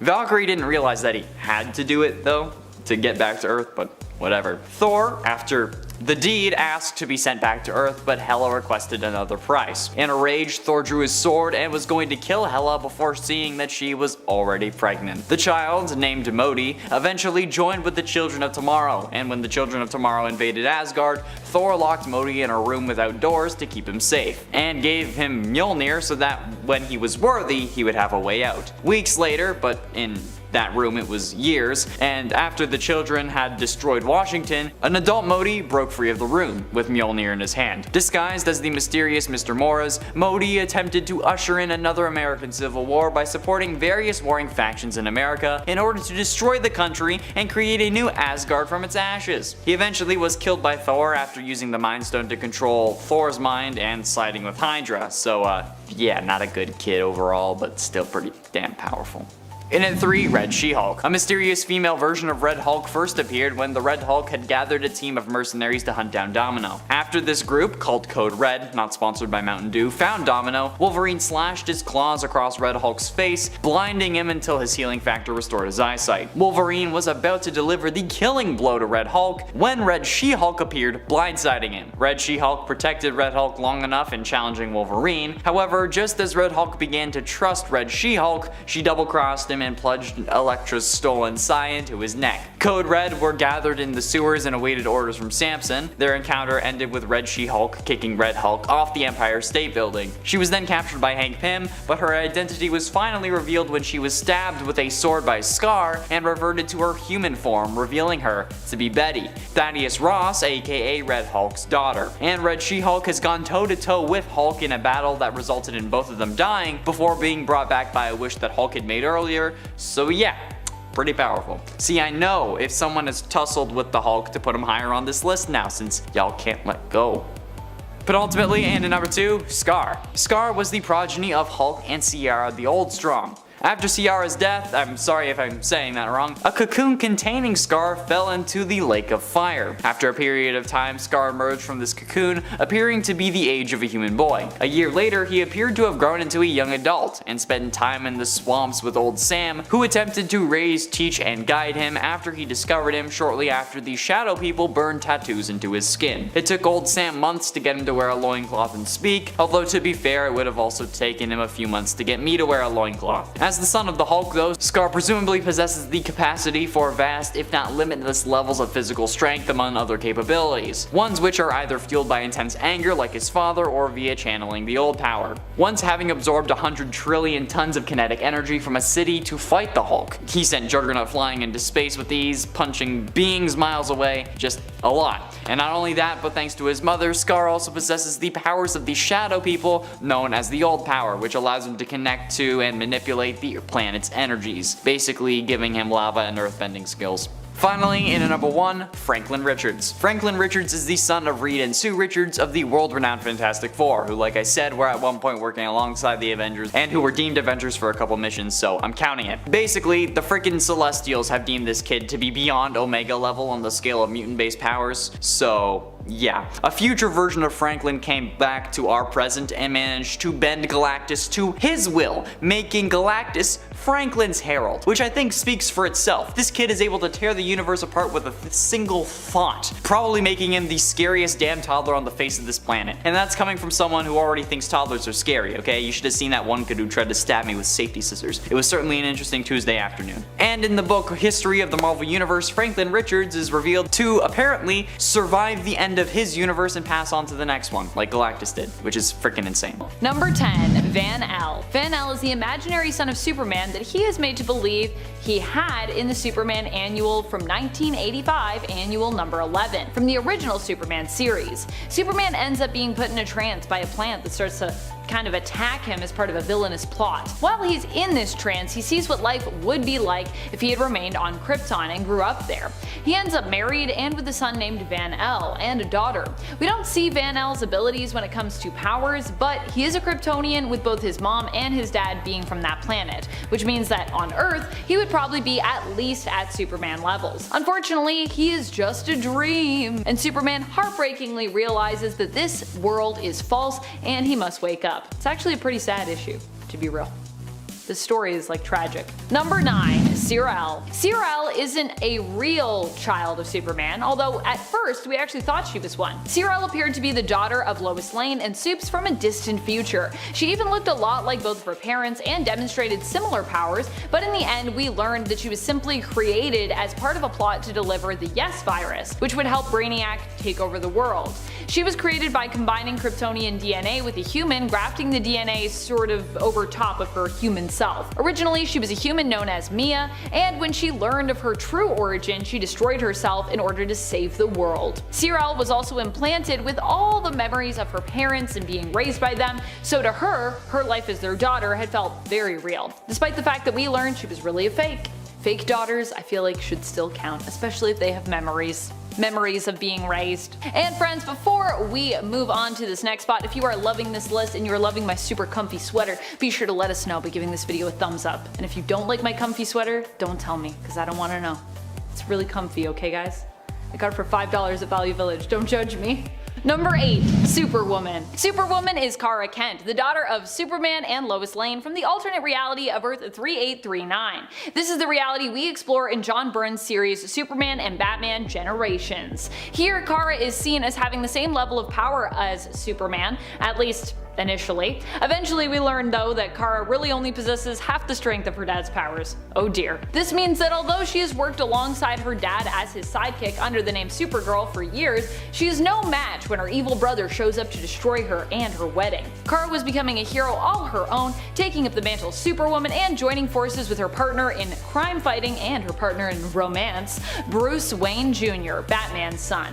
The two were married, but Kara's brother, manipulated by Lex Luthor to believe that both his father and Kara had actually taken away the powers that he should have been born with, shows up to the wedding and kills Kara shortly thereafter. Number 7. Supergirl. This is the imaginary daughter of Superman, but she still likely exists in some alternate reality, because technically every imagining is like an alternate reality, if that makes sense. So she exists probably somewhere out in the multiverse other than just Superman's dream, and so I'm gonna count her. Also, the dream featuring her in retrospect to the rest of the universe is like really tragic, so I feel like for that reason alone, we should just talk about it, because it's a pretty cool moment in Injustice, because tragic things are cool when they are safely contained in fictional worlds and can make you feel emotions without actually having to deal with the consequences of the tragedies that the emotions come from. Supergirl is Lara Lane Kent, the daughter Lois and Clark would have had in the event that Joker and Harley hadn't made Superman believe Lois was Doomsday and made him kill her. In this very different world, Superman and his daughter, Supergirl,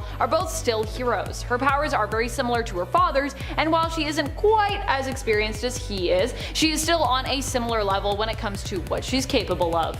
Number 6. Carol and Jane Kent. Carol and Jane Kent are the daughters of Superman and Lois from the comic series Superman Secret Identity. We learn of their powers in the final issue, issue number 4, which acts as the conclusion to our tale as Clark moves into his twilight years and his kids mostly take over. Initially, he and Lois weren't sure if they had any powers at all, but many years later they find out that their kids' powers did manifest. It happened to Carol and Jane, their twin daughters, in their teenage years. As adults, they are initially a little less experienced than Clark, but eventually go on to replace him as he leaves more and more of the heroics up to them. By the end of the series, I'd say power level wise they are about at the same place as their dad, or perhaps even a little bit stronger than he was in his prime. Also, Superman Secret Identity is just a really well written story, so if you haven't checked out this miniseries, I highly recommend you go and give it a gander. Also, I can't believe it's from the early 2000s. Like, to me, it feels much more like modern day, like now, not like early 2000s.